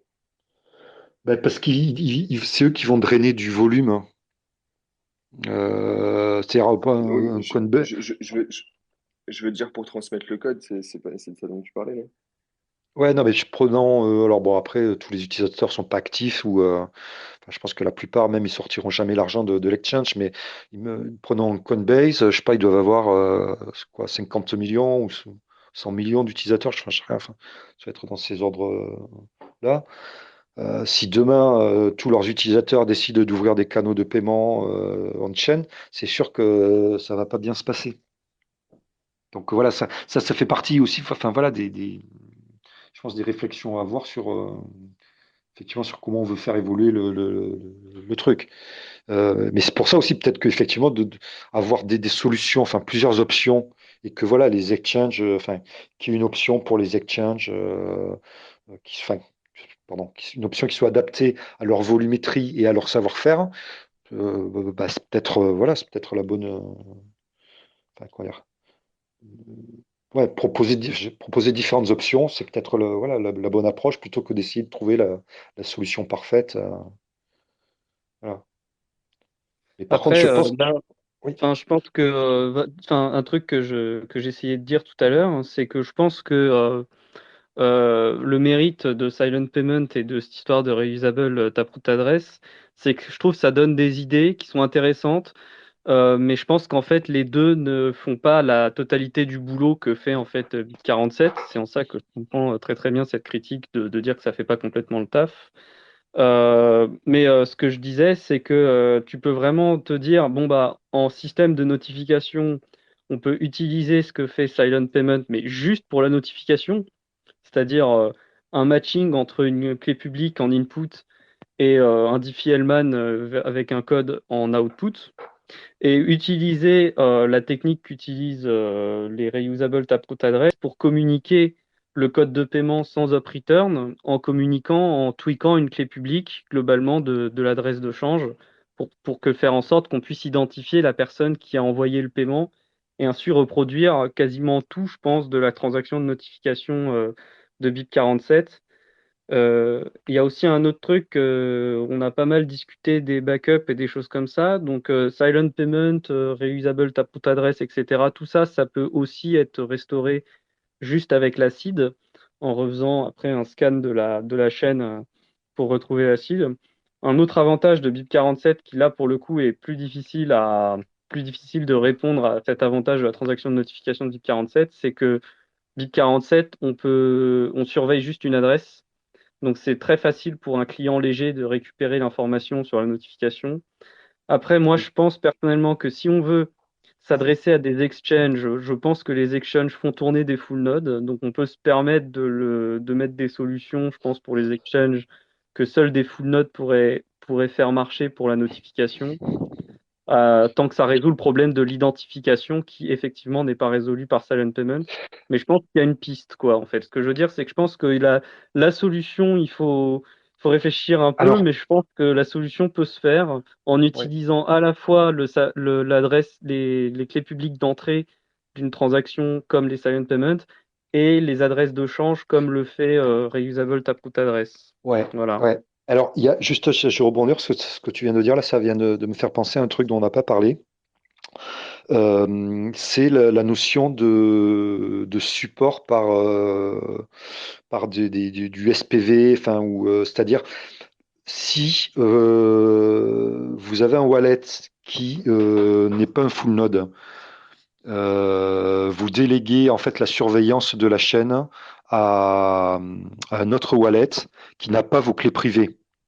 Donc, vous pouvez imaginer, par exemple, vous avez un cold wallet et, enfin, ouais, cold wallet, c'est peut-être pas le bon terme, mais on va dire un wallet qui n'est pas souvent en ligne, plutôt. Et puis ensuite, vous avez donc un wallet qui écoute lui le réseau et voilà pour voir les nouvelles transactions qui arrivent. Le problème avec la plupart de ces solutions-là, c'est que pour pouvoir détecter les transactions que ce soit enfin, de notification ou après même les transactions qui arrivent à la suite, en gros, la plupart du temps, il faut avoir la clé privée. Alors ça, c'est vrai tout le temps pour Silent Payment. Pour BIP47, c'est vrai pour la... non, c'est même pas vrai pour non, pour la notification, non, puisque c'est une adresse. Et après, on peut aussi envoyer des adresses. Donc BIP47, en fait, gère ça. Voilà. Ça, c'est un truc qu'on peut mettre au crédit BIP47. C'est-à-dire que... Et typiquement, en fait, c'est ce qui se passe dans l'architecture de Samurai Wallet. C'est-à-dire que euh, votre wallet mobile Samurai Wallet supporte BIP47. Admettons que vous avez pas votre propre back-end, vous utilisez le back-end de Samurai. Ce back-end-là est capable de détecter les nouveaux tunnels de paiement pour vous et est capable de détecter ensuite les transactions qui arrivent pour vous. Pourquoi? C'est parce qu'en fait, votre wallet va dire au back-end de Samurai les adresses qu'il doit surveiller. Et par contre, Samurai n'a jamais, le back-end Samurai n'a jamais accès à vos clés privées. Et donc ça, c'est possible. Voilà, enfin, BIP47 le supporte. Typiquement, une solution comme Silent Payment ne pourrait pas être adoptée sur une architecture comme ça. Voilà. Ça pourrait. Tout à fait, effectivement, j'y avais pas pensé. C'est un point qui me paraît important, tout à fait. Bah oui, alors c'est pas le cas des exchanges parce que bon, les exchanges en général vont avoir vos clés privées, donc c'est encore un autre type d'architecture. Voilà, et bon, mais bon, ça, je sais que, enfin, Après, Ruben, j'ai vu qu'il y avait l'électrique. il y avait des réflexions là-dessus dans les commentaires des différents guides, différentes solutions. Il y avait peut-être des moyens de faire en sorte qu'effectivement on puisse sans la clé privée s'en sortir, mais Ouais, effectivement la ouais, proposition initiale supportait clairement pas ça, quoi. ouais, Clairement, ouais, exact. Enfin, et ça, je pense qu'effectivement, ça serait bien parce que c'est pareil. Je pense que c'est un cas d'usage c'est très enfin, important, je pense. Ouais. ouais, qui est très important parce qu'en fait, ce qu'il faut comprendre, c'est qu'en termes de, comment dire, d'indépendance, enfin, ou de souveraineté dans son activité on-chain, en fait, c'est pas binaire, hein. Je veux dire, il y a toute une graduation où les gens peuvent évoluer, c'est-à-dire en partant d'un truc purement captif où l'utilisateur est sur un exchange. Ensuite, on peut passer sur un truc, alors même s'il y en a beaucoup qui diront le contraire, mais on peut passer sur un truc genre un back-end Samurai. Ça vaut ce que ça vaut, certains détestent ça, mais bon, on va dire que c'est quand même différent d'un exchange. Derrière, il y a une solution qui est un petit peu mieux, c'est de peut-être d'utiliser le dojo de quelqu'un d'autre, enfin, ou utiliser le full node de quelqu'un d'autre. Et donc ça, voilà, là typiquement, on est sur ce cas-là dont on parle. Et après, la solution parfaite, enfin, on va dire un peu mieux en termes d'indépendance, c'est effectivement voilà, faire tourner son propre back-end, enfin, et son propre full node. Auquel cas, bon là, il peut lui-même avoir vos clés privées ou pas. Enfin bon, ça après c'est suivant le modèle du back-end. Mais ce qui est sûr, c'est que avoir une solution qui supporte aussi voilà, ce type d'architecture, je pense que ouais, c'est essentiel. C'est pour ça que enfin, comme disait Théo, je pense que enfin, c'est bien en fait qu'il y ait des propositions comme ça parce que bah, voilà, c'est permis par Schnorr et par Taproot. Donc c'est bien. Et puis voilà, ça permet de relancer les réflexions. Après, les solutions telles qu'elles existent, enfin, pardon, les nouvelles propositions telles qu'elles existent en l'état, ah, clairement, enfin, ouais, non, c'est pas prêt. Enfin, pour moi, c'est pas prêt pour de la prod. Enfin, enfin, ouais. Enfin, disons que pour moi, Ouais, on est d'accord. ça Ça serait un reste de raté, quoi. l'expérimentation, quoi. Ouais, non, ouais, Pour l'instant, c'est ouais, expérimental, hein. voilà. Clairement, ça a pas le Mais mérite d'être passé en prod, tout ça, hein, sur les voilà, mais c'est silent très, payment et tout. ouais, ouais, non, mais c'est très bien. Alors après, je sais que bon, il y a des gens qui disent non, mais les bips, faut pas y faire attention, c'est pas important. Moi, je pense qu'à partir du moment où il y a un bip, quand même, enfin voilà, c'est qu'il y a une volonté de normalisation, machin. Donc, j'ai toujours tendance à dire, enfin voilà, à me méfier de ce qu'il y a dedans. Après, qu'il y ait des gens qui expérimentent, même à la limite, qui ait un wallet qui fasse du silent payment, enfin, de la même manière que voilà, que Samurai fait bip 47. Je veux dire, jusqu'à maintenant, il y a quasiment eu que les utilisateurs de Samurai Wallet qui utilisaient bip 47 entre eux.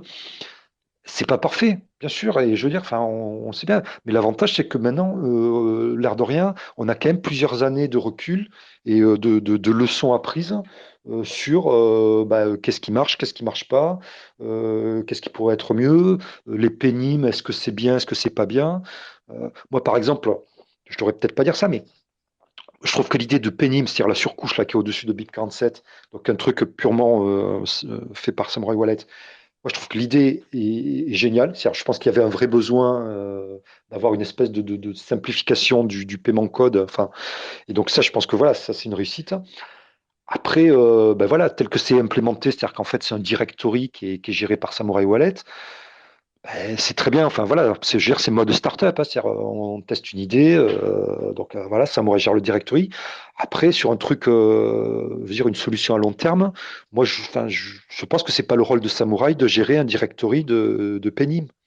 Et moi, ce dont je rêverais, c'est qu'à terme, enfin, il y a plein de wallets qui utilisent BIP 47 ou autre chose, et qu'il y ait un système de Penny qui soit décentralisé. Voilà, je pense que enfin, ça serait la logique, enfin, ce vers quoi il faudrait tendre, quoi. Voilà. Ouais, En a- je en a- pense, excuse-moi Laurent, on va peut-être prendre là, parce qu'après ça se fait tard, on Oui. prend peut-être un petit peu les questions, les interventions. Il y a Eric qui voulait parler depuis un moment, et puis après, levez la main ceux qui sont en bas. Si vous voulez monter, que vous avez des questions, des réflexions, qu'on a dit des bêtises, n'hésitez pas. Vas-y Eric. Ouais, je voulais dire, je pense le problème pour avoir une vraie adoption des trucs du genre Paynim, etc., c'est qu'en fait, les deux personnes doivent avoir, par exemple, un wallet qui prend en compte Paynim. Il y a un petit côté aussi où on a toujours, comment dire, une étape additionnelle à faire à chaque fois. Et ça fait que tout ça, en fait, ben, on peut le faire, mais ça rajoute toujours, entre guillemets, de la difficulté, etc. Et là, on pourrait, par exemple, avoir, je sais pas, comme un schéma d'adresse à la Segwit ou je ne sais quoi, où n'importe quelle wallet, en fait, peut envoyer des fonds vers cette adresse, et on aurait un espèce de calcul qui devrait se faire, etc. Mais c'est là où, justement, je me pose des questions, qu'est-ce qui peut se faire, qu'est-ce qui peut pas se faire.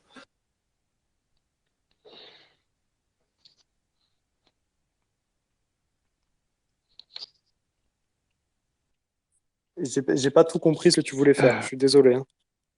Ouais, enfin, enfin, je sais pas pour qui est la question, mais enfin, je vais bien essayer d'y répondre. Le truc, c'est qu'en fait, sur enfin, la plupart enfin, même, j'allais dire, toutes les solutions de ce type-là qui ont été proposées depuis 2013-2014, avec les premiers, c'était les styles s'adresse. En gros, toutes les solutions s'appuient sur le même principe de Diffie-Hellman sur les courbes elliptiques, hein. Et ce qui veut dire qu'en fait, c'est un système, enfin, entre guillemets, plus ou moins interactif. Alors, enfin, interactif, pas forcément le bon terme, mais par contre, ce qui est sûr, c'est qu'il faut enfin, il y a un problème de la poule et l'œuf et un truc d'adoption, c'est-à-dire qu'il faut que l'émetteur, enfin, le wallet émetteur, supporte explicitement ce protocole-là. Voilà, ça on peut pas y échapper. Ça peut pas être transparent comme des trucs faits sur P2SH. Euh, Ça ouais, enfin, c'est pas possible. Enfin, à ma connaissance, c'est pas possible. Euh, donc ça, c'est la limitation. Alors c'est vrai que enfin, enfin, c'est pas spécifique à cette fonctionnalité-là, hein. C'est vrai. Enfin, on le voit pour même pour Taproot. Voilà, l'adoption, ça, c'est toujours, enfin, chaque fois, c'est pareil. Segwit, ça a été pareil, mais c'est lent à décoller parce que bah, il y a toujours la question quel est le bénéfice. Puis il n'y a pas grand monde en face qui supporte, donc de toute façon, à quoi bon? Enfin, voilà, et bah, en fait, ça relève. Enfin, moi, je pense que ça relève sur la bonne volonté, puis sur le fait qu'à un moment donné, il y a une prise de conscience. Et pour le coup, je pense que c'est là où l'histoire au Canada finalement, ça a été bénéfique. C'est que je pense que pour le coup, enfin, ça a quand même mis un peu une claque à tout le monde Et ça a au moins eu le bénéfice de relancer les discussions et du coup, le sujet, il est revenu dans l'esprit des gens. Et c'est tout bête, mais enfin, nous, on le voit. C'est-à-dire, il y a eu des développeurs qui ont repris contact, qui ont pris contact avec nous pour demander des infos. Il y en a qui ont directement fait les trucs de leur côté. Et, par exemple, enfin, là, il y a je sais plus comment il s'appelle, un pool de mining qui a implémenté BIP47. C'était, enfin, Lincoln. ouais, ouais, voilà. Ça, c'était, enfin, pour moi, c'était inespéré, mais ça a du sens. Et c'est super. Enfin, moi, je trouve ça génial. Et j'espère qu'il y en aura plus qui le font. Voilà, enfin, faut du volontarisme aussi à un moment. Voilà. Et je pense pas qu'on pourra y échapper, malheureusement. Merci. Il y a pas d'autres questions, Lounès? Il y a personne qui veut monter? Là, j'ai remis Panta parce qu'il avait crash. Ouais, j'ai pas Mhm. Et compris. j'ai pas l'impression qu'il y ait beaucoup de questions.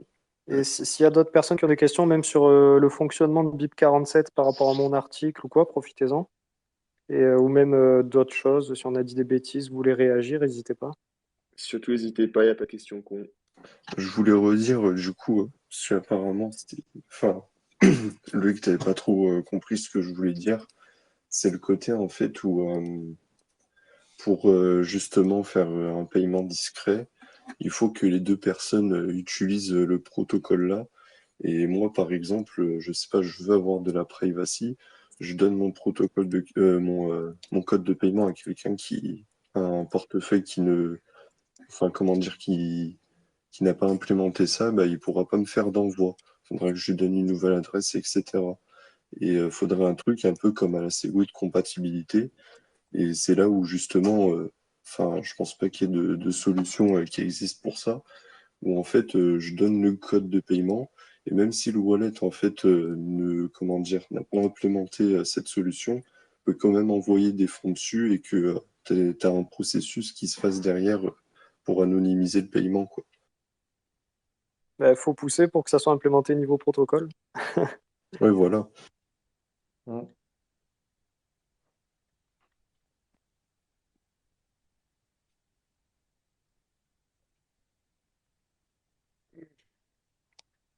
Il n'y a pas d'autres questions du coup? Ok. Non, on a Je dit crois déjà qu'on a assez Je- tué long. tout le monde. J'en Enfin, on a profite pollué en tout le monde, attendant. j'espère. J'en profite en attendant les questions. Je fais une petite pub rapidement pour Découvre Bitcoin. Vous avez vu, il y a de la formation Crypto 301 qui vient de sortir. Elle est complètement gratuite, donc allez voir un petit peu. On parle de cryptographie et de fonctionnement des portefeuilles HD. Vous cliquez sur le profil de Découvre Bitcoin ou sur le mien, et il y a le lien pour y accéder, c'est gratuit. Profitez-en. Voilà. Et du coup, s'il y a des questions, là, je vois qu'il y a quelqu'un qui est monté. On t'écoute. Ouais, il T'as y pas a de nom, mais John on Attack. t'écoute. Si, c'est John Attack. Ah, Jonathan, j'avais pas vu. Oui, bonsoir, merci. Excusez-moi, j'ai peut-être raté l'introduction. Je porte juste à savoir qu'il y a un pull request sur Bitcoin Core sur le BIP47, Silent Payments, si je ne me trompe pas. Je ne l'ai pas du tout reviewé moi-même encore, mais je vous invite à y jeter un coup d'œil et à faire de la review si ça vous intéresse, si ça pourrait faire progresser quelque chose. Carrément. Alors, par Bah, contre, il y a une PR Silent Payments, on l'a vu. En revanche, il y a une PR BIP47 aussi, sur Core.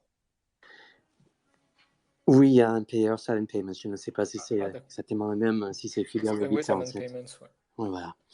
Mm. Et je voulais aussi faire porter à savoir, tant que j'y suis, depuis très peu, depuis une semaine, il y a quelqu'un qui commence à traduire le newsletter Bitcoin Uptake en français. Pour l'instant, je suis le seul à reviewer et comme je n'ai pas du tout l'habitude de parler du Bitcoin en français, puisque ce n'est pas ma langue maternelle ni ma langue de travail, je travaille en anglais sur le Bitcoin Core, je vous invite à reviewer les PR de traduction française sur le GitHub de Bitcoin Uptake. Si ça vous intéresse, par exemple, je ne sais pas du tout à quel point on pratique du franglais ou du français pur en termes Bitcoin. Si on dit blocks BLOC ou BLOCK, etc., etc. Donc n'hésitez pas, s'il vous plaît, à y jeter un coup d'œil et donner votre grain de sel sur les traductions. si ça vous Ouais, intéresse. bah, carrément, je jetterai un coup d'œil. Et pour la PR sur les Silent Payments, on l'a testé à 4 en rec test jeudi dernier. Et ça fonctionnait assez bien.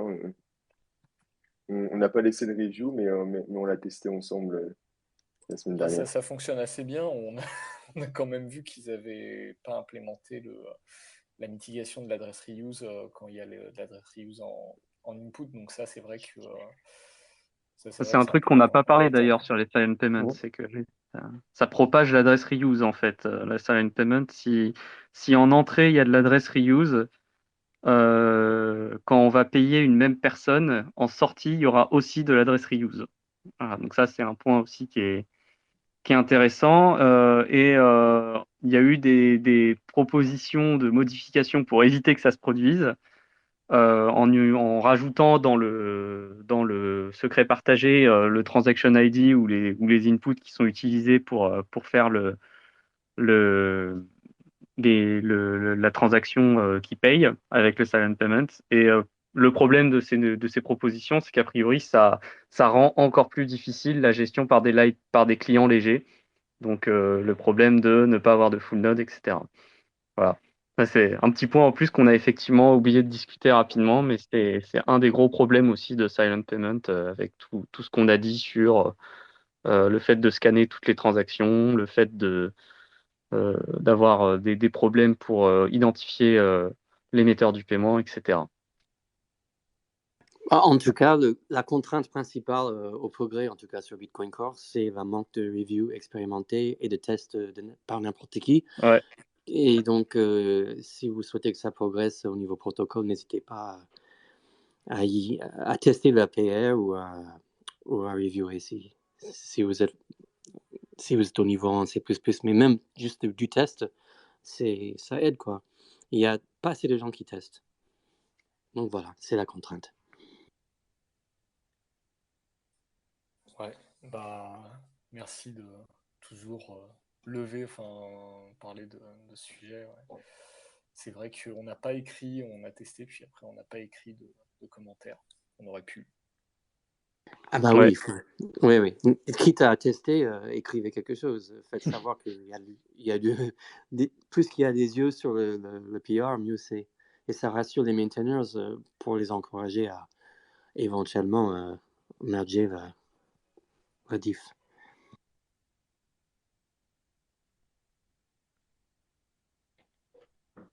Ouais, ça m'a fait penser à un truc, là, ce que vous discutez sur le BIP 47, qui est assez marrant aussi, c'est Fanny qui me l'avait dit au début. En fait, le BIP 47, ça vise à réduire l'adresse reuse, et en fait, sur l'adresse de notification, il y a de l'adresse reuse, forcément. Et du coup, le BIP 47 produit de l'adresse reuse à un moment. C'est assez marrant. Ouais. Voilà. Et je sais pas si on pourrait justement le faire autrement au niveau de l'adresse de notification, si on pourrait dériver une adresse vierge à partir du code de paiement. Je pense que c'est quelque chose qui est Ouais. faisable. Ben, à vrai dire, ouais, moi, enfin, c'est un peu ce que j'avais en tête quand je parlais de s'inspirer de ce qu'ils font justement pour Silent Payment, c'était de, en fait, enfin, ça serait d'avoir une transaction de, D'utiliser le même trick ou un trick identique au silent payment pour faire une notif, quoi, mais sans non, l'adresse. non, alors, en fait, enfin, en fait, ce que j'avais en tête, c'est un truc un peu plus tordu que ça, c'est de merger la transaction de notification avec le premier paiement. Ouais, En bah fait, c'est ça. Ouais. voilà, comme fait Silent Payment, et en fait de garder le up return pour justement signaler que c'est une telle transaction. Et comme ça, en fait, l'idée c'était que les nœuds qui receveurs, enfin qui surveillent ça, quand ils voient un up return comme ça dans une transaction, ils savent que là potentiellement il y a un paiement vers une adresse qui pourrait être à eux, et que potentiellement dans le up return il y a une payload qui a été chiffrée pour eux et qu'il leur faut décrypter pour pouvoir faire toute la dérivation et retrouver, enfin, y compris récupérer le premier paiement.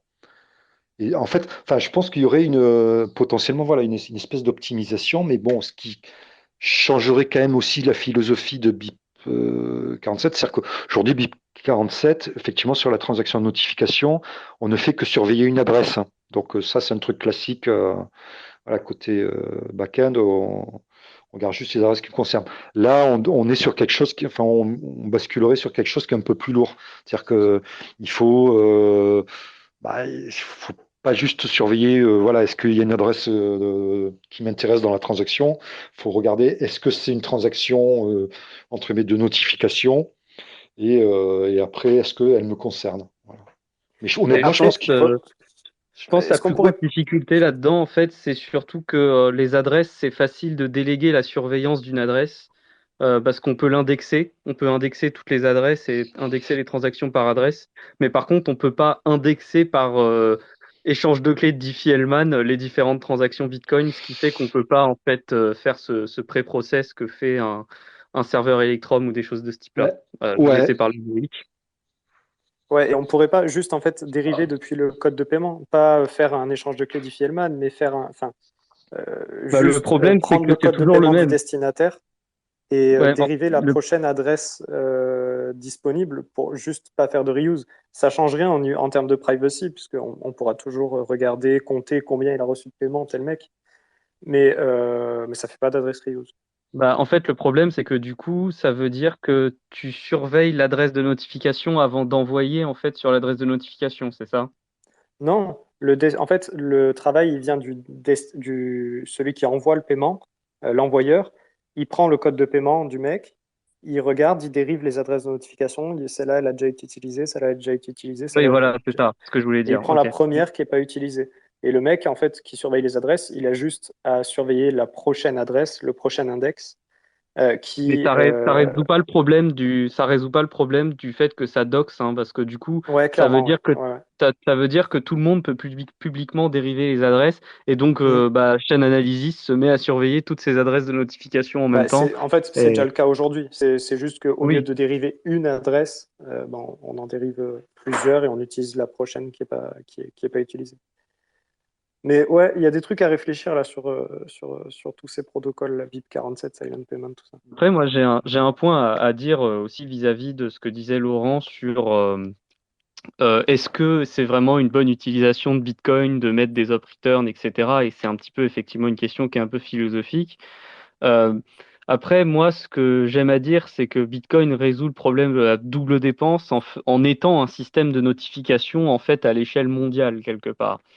C'est parce qu'on est notifié de toutes les transactions que l'on sait quelles sont les transactions qu'on ne va pas pouvoir faire parce qu'elles seraient une double dépense, par exemple.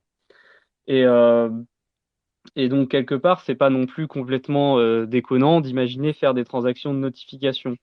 Mais comme ce que dit Laurent là tout à l'heure en parlant du fait que bah, le problème de la transaction de notification, c'est qu'on surveille une adresse et que du coup, bah, cette adresse, elle est complètement doxée.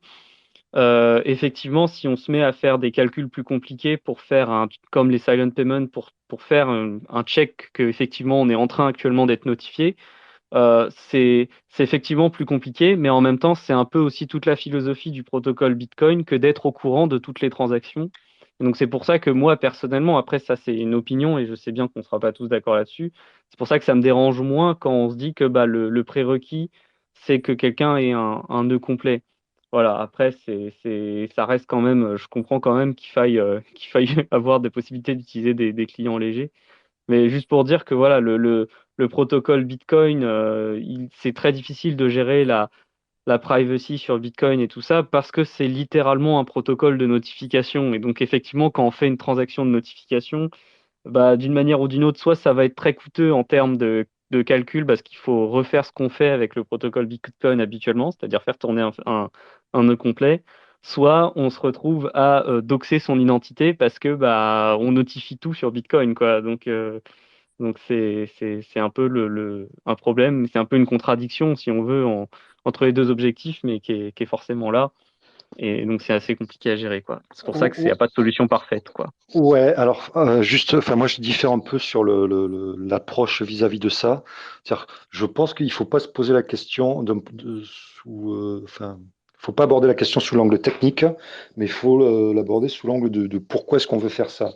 Donc encore une fois, l'idée c'est que il faut en finir avec la réutilisation d'adresses où qu'elles se trouvent. À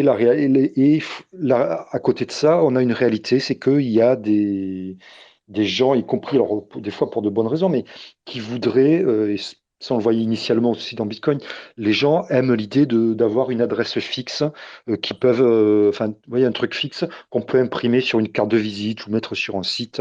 Et voilà, et à partir de ça, les gens peuvent vous payer, enfin, vous envoyer de l'argent. Et en fait, c'est pour ça que les gens, à la base, voulaient réutiliser des adresses. Et, bon, les exchanges, c'est encore autre chose. Mais bon, mais ce que je veux dire, c'est que, enfin, faut. Oui, je comprends Si, parfaitement ce que si, tu dis, hein, si, si- c'est normal.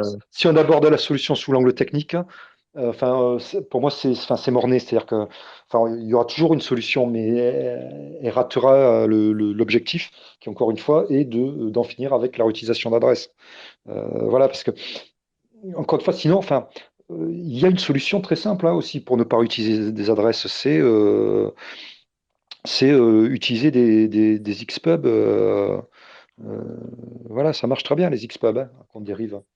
Le truc après, c'est que bah, un Xpub, on peut pas l'imprimer. On peut pas imprimer un Xpub particulier enfin, spécifique sur ses cartes de visite, hein. Ça marche pas, ça. Voilà. On peut pas Ouais, mais mettre. la grande différence entre une Xpub et un code de paiement, c'est que enfin, l'utilisation du C'est Diffie-Hellman. Xpub, voilà, c'est ça. C'est que le paiement du code de paiement, puisque le code de paiement, c'est juste une Xpub avec d'autres infos, c'est rien de plus.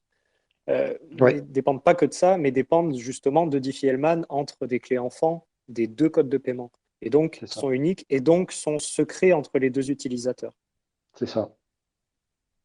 Mais sinon, oui, on pourrait utiliser des Xpub. C'est ça.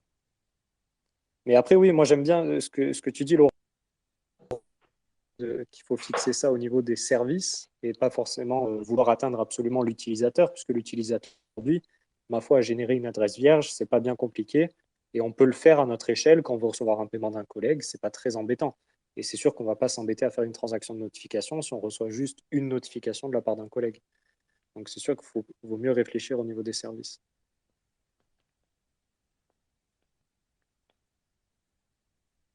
Est-ce qu'il y a peut-être des questions de quelqu'un d'autre ou quelqu'un qui veut parler?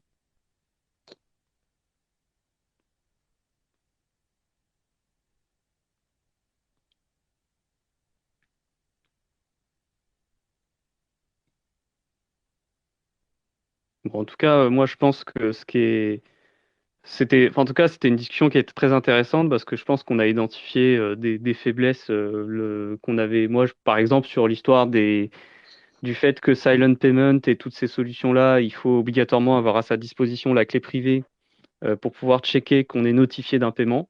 Donc ça, pour moi, typiquement, c'est une faiblesse que j'avais effectivement pas relevé au premier abord et c'est effectivement un point qui peut être très disqualifiant sur ces solutions-là. Faut voir aussi que voilà, ce qu'avait dit Laurent sur le fait que bah, grâce à la transaction de notification, on sait qu'on est notifié, donc on pourra sauvegarder qu'il va falloir faire un Diffie-Hellman dans le futur pour pouvoir récupérer son paiement lorsqu'on n'a pas accès à la clé privée, enfin, jusqu'à ce qu'on ait accès à la clé privée. Donc ça, c'est un point qui est effectivement très important et qui est pareil, qu'on oublie un petit peu quand on parle de la transaction de notification. En tout cas, moi, je pense que ce qu'il faut retenir, c'est que bah, il y a plusieurs fonctions que remplit en fait BIP47 qui sont pas forcément faciles à expliciter et qui sont du Oui. coup un petit peu oubliées dans les autres propositions, comme le fait remarquer Laurent. Oui. Et que donc c'est important d'avoir ce type de discussion pour pouvoir effectivement bien les identifier et voir s'il y a des solutions, parce que je pense qu'il y a des voies, des solutions potentielles, mais là, en tout cas, ce que tu m'avais dit, ce que tu as dit sur cette histoire d'avoir accès en permanence à la clé privée, pour moi, ça commence à supprimer pas mal de solutions ça commence à faire sauter pas mal de solutions. Ça Non. disqualifie Mais beaucoup de choses, je pense. après, encore une fois, hein, ça ne veut pas dire qu'il faut tout jeter. Enfin, voilà, parce que genre, enfin, potentiellement, il y a du bon. Enfin, il y a des parties intéressantes dans chaque solution. Enfin, voilà. Mais par contre, ouais, je pense que c'est important de quand même comme tu dis, de lister les fonctionnalités qui sont importantes, voilà, pour une adoption importante. Et enfin, c'est ce que j'ai dit en intro, mais je insistais dessus parce que au final, je pense que le plus important, c'est que il faut qu'on arrive à percer ce plafond de verre qu'il y a à 50%. Ça fait des années en fait voilà, on n'arrive pas à améliorer la situation et qui en fait pourrit tout, encore une fois, et notamment au niveau des services. C'est ce qui pourrit tout, y compris le travail qui est fait par les wallets grand public. Voilà. Donc le progrès, en fait, les gains, ils sont vraiment à ce niveau-là. Alors, ça prendra du temps, hein, y compris en termes d'adoption, mais comme je disais au début, si on n'a pas une solution qui marche, enfin qui est adoptable par ces services-là, il n'y aura jamais de progrès qui seront faits. Donc, la première étape, c'est déjà d'avoir une solution qui est adoptable par ces services. Et après, on pourra aller la vendre, quoi.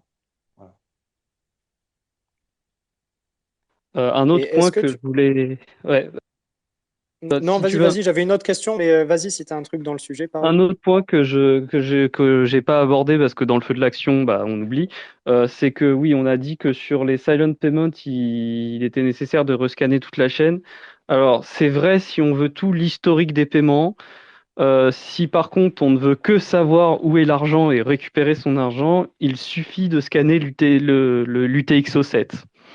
Mais bon, c'est pour modérer le besoin en ressources de calcul que peut nécessiter le silent payment, puisqu'il n'y a pas besoin de rescanner tout l'historique de transactions depuis la dernière fois qu'on s'est connecté, juste l'UTXO7. Mais bon, c'est pas non plus la panacée, hein.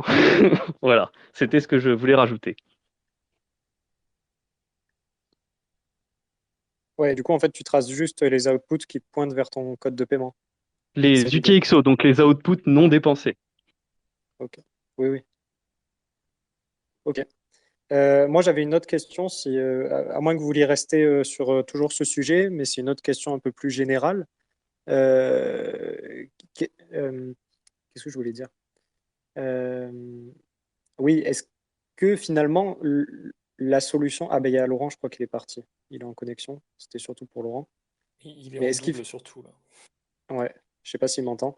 Mais du coup, est-ce que la solution au niveau applicatif est peut-être pas possible ou est-ce qu'il faudrait pas mieux le mettre au niveau protocolaire?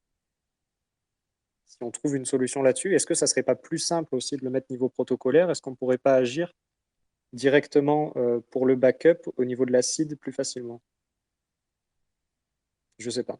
Je demande ça. Après, là, enfin, ce que tu dis sur la seed, tout ça, c'est de la gestion off-chain, en fait. La gestion des clés privées, toutes ces choses-là, c'est off-chain. Donc, c'est pas vraiment. Enfin, tu pourrais changer les bips, le BIP 32 notamment, ou des choses de ce type-là, mais ça change pas le problème que, en fait, tu as besoin d'une genre de simili interaction pour notifier du Diffie-Hellman. En fait, ça qui est ce que disait Laurent sur le fait que c'est pas vraiment interactif, c'est que Diffie-Hellman en soi n'est pas interactif puisque dès lors que tu as le code de paiement de la personne, tu peux, sans lui parler, créer le secret partagé et payer vers son secret partagé tweaké avec la clé, avec sa clé, sans qu'elle soit au courant de tout ça. Donc c'est un avantage et un inconvénient de la méthode, c'est que du coup elle n'est pas au courant et donc tout le problème c'est de mettre au courant cette personne. Et c'est là que je pense tout le problème.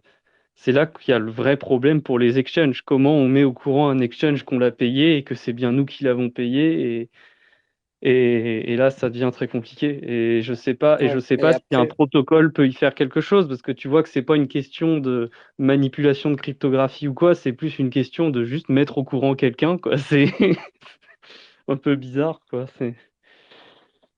ouais, et finalement, la meilleure façon de mettre au courant quelqu'un d'un paiement Bitcoin, ben, c'est d'utiliser Bitcoin. Et Bah, pareil, la ouais, meilleure c'est tout le façon de sens. faire un Ouais. backup de son portefeuille Bitcoin, c'est d'utiliser Bitcoin comme système de backup, puisque c'est le parfait système de backup pour ce qu'on veut faire finalement. Puisque la donnée sera toujours accessible. Enfin, en tout cas, si elle est plus accessible, c'est-à-dire que dans tous les cas, on ne peut plus utiliser Bitcoin. Et surtout, elle est dynamique. Ça nous permet de faire un backup dynamique qui n'est pas possible à partir de l'acide, par définition. Puisqu'on a toujours besoin d'actualiser avec les nouveaux paiements. Donc, c'est un backup dynamique. Je ne sais pas comment vous appelez ça, vous, dans l'informatique. Voilà. Ok, Ouais, bon, ben, c'est un peu ça. du coup, C'est, ça me fait l'ATX. penser, ça me fait penser un petit peu à des réflexions qui avaient été faites sur ce qu'avaient dit les Norans sur les backups pour Lightning, qui est une difficulté aussi. Et il y avait eu des propositions de type, je fais un backup en faisant en sorte que quand je me connecte à un nœud public, je fais un Diffie-Hellman avec sa clé publique pour en fait générer les clés privées qui vont être utilisées dans le channel de mon côté. Donc tu vois, c'est typiquement, pour représenter un peu le truc, c'est comme si à la place de faire une transaction de notification, tu faisais une transaction d'ouverture de canal, tu vois, c'est avec le code de paiement du gars. Ils avaient essayé de ce genre de proposition, mais le problème, c'est du coup enfin, que ça marche qu'avec les canaux publics. Donc encore une fois, ça utilise le gossip de Lightning Network pour te tenir au courant qu'il existe un nœud public qui a cette clé et que du coup, quand tu vas essayer de restaurer depuis ton backup, il faut essayer de faire un Diffie-Hellman avec ce mec-là pour voir si t'as pas un canal de paiement, quoi. Et pour, tu vois, pour avoir un backup qui soit juste la seed du nœud Lightning, quoi, et pas toutes les outils exo de channel, etc. Mais le problème, c'est que voilà, du coup, tu es dépendant du gossip, donc du réseau de broadcast de Lightning Network pour broadcaster tout ce qui est annonce de canaux et frais des opérateurs de routage. Et donc, en fait, c'est un petit peu proche c'est très proche de Bitcoin parce que Bitcoin, c'est un réseau de broadcasting qui te met au courant de tout ce qui se passe sur le réseau. Et donc, oui, effectivement, c'est très proche, quoi. Donc, en fait, tu te rends compte qu'effectivement, pour avoir des genres de backup dynamiques, comme tu dis, bah, il n'y a pas 36. Enfin, en fait, c'est pas possible. Il faut que tu demandes à quelqu'un de retenir pour toi ce qui est dynamique. Et donc, en fait, c'est juste que quand tu le fais avec Bitcoin, tu demandes ça au nœud Bitcoin, quoi. Donc après, bah, c'est Ouais, là donc on qu'on peut pas repart faire mieux. sur. Bah, je Enfin, sur pense que ce c'est pas sujet, on peut pas faire possible. mieux. Je Ouais. pense que c'est pas possible, en fait, parce Donc, que à la limite, peut-être, je dis peut-être, un truc qui est développé par les gens qui font RGB, le LNPVP, c'est ce qu'ils appellent Storm pour faire du stockage décentralisé avec des bons incentives. Maintenant, je ne connais pas en détail. Je sais que ça existe. Et peut-être que ça résout ce problème de gestion de données dynamiques, tu vois, tout en. Mais bon, je pense que c'est comme tout, c'est pas parfait. Il y a moyen que, même s'il y a des incitations financières, des gens perdent des données et tout. C'est pas comme le réseau Bitcoin où tout le monde réplique toutes les données, quoi. Donc voilà. Je et pense ça, qu'effectivement, il n'y a finalement, pas plus. si on y réfléchit sur ce backup, en fait, c'est la même utilisation que ce soit sur Silent Payment ou sur BIP47. C'est-à-dire qu'on utilise la chaîne Bitcoin comme backup. Ouais, alors après, On c'est que utilise bah, du coup, Bitcoin. voilà, tu l'utilises plus ou moins explicitement, tu fais retenir des données Pas de la même manière. à la chaîne, quoi. C'est juste que dans Silent Payment, bon, bah, c'est un Diffie-Hellman chelou avec des inputs, avec l'input qui va donner quelque chose qui check, qui match en output. Et c'est ça qui va te faire le backup. C'est que du coup, tu vas te dire, ah, bah, du coup, là, il y a quelque chose qui est à moi là-dedans. Et tu vas le récupérer. C'est comme ça que tu pourras le voir a posteriori. Dans la transaction de notification, bah, du coup, c'est l'OP return, c'est encore plus explicite, quoi, que c'est de la donnée Et à retenir. du coup, on n'a pas trop entendu Lounès, mais j'ai l'impression que là, sur Silent Payments, on est en unanimously discouraged for implementation. On peut fermer le Ah truc. bah oui, oui, hein. Non, non, mais en vrai, Non, moi, mais c'est vrai que la TX de Ouais, ouais. notif sur BIP47, c'est à la fois l'inconvénient et c'est en même temps, tu te dis que c'est la meilleure solution pour ce que ça vient résoudre. Donc, c'est compliqué à réfléchir là-dessus. Bah, le vrai, enfin, j'ai l'impression, hein, d'après tout ce qu'on a dit, le vrai problème, c'est pas tellement qu'il y ait une TX de notif, c'est plutôt qu'elle fasse de l'adresse reuse by design. Enfin, j'ai l'impression que le vrai souci, Non, c'est ça, quoi. ben, Non? c'est un des soucis, mais le souci pour moi de base, c'est que ben, c'est chiant la transaction de notification, quoi. Il faut payer des frais de minage. Si là ça va Bah, en ce moment, tu peux la ça faire dépend, tranquillement. Mais... sauf si ta transaction de notification est aussi entre guillemets, une vraie transaction qui paye en fait Hmm. la proposition de Taproot Efficient Reusable Taproot Addresses. Au départ, c'était de dire ça aussi, c'était on peut faire une transaction de notification qui a une vraie utilité, enfin je veux dire qui est aussi une transaction quoi. Avec, sachant que, voilà, en y repensant aussi, le problème de ça, c'est que ça suppose une interaction au moment de cette transaction, qu'il n'y a pas dans le cas de BIP47, parce que dans le cas de BIP47, c'est une adresse statique. Dans le cas d'Efficient Reusable Taproot Addresses, pour qu'il n'y ait pas d'adresse reuse, il faut que le receveur soit en mesure d'interagir avec l'émetteur, enfin le payeur, pour fournir une nouvelle adresse par une dérivation, enfin je veux dire juste normale, quoi. Sinon, il va y avoir de l'adresse reuse, donc c'est aussi un point un peu différent. Donc voilà, c'est pas simple. Il y a plein de paramètres.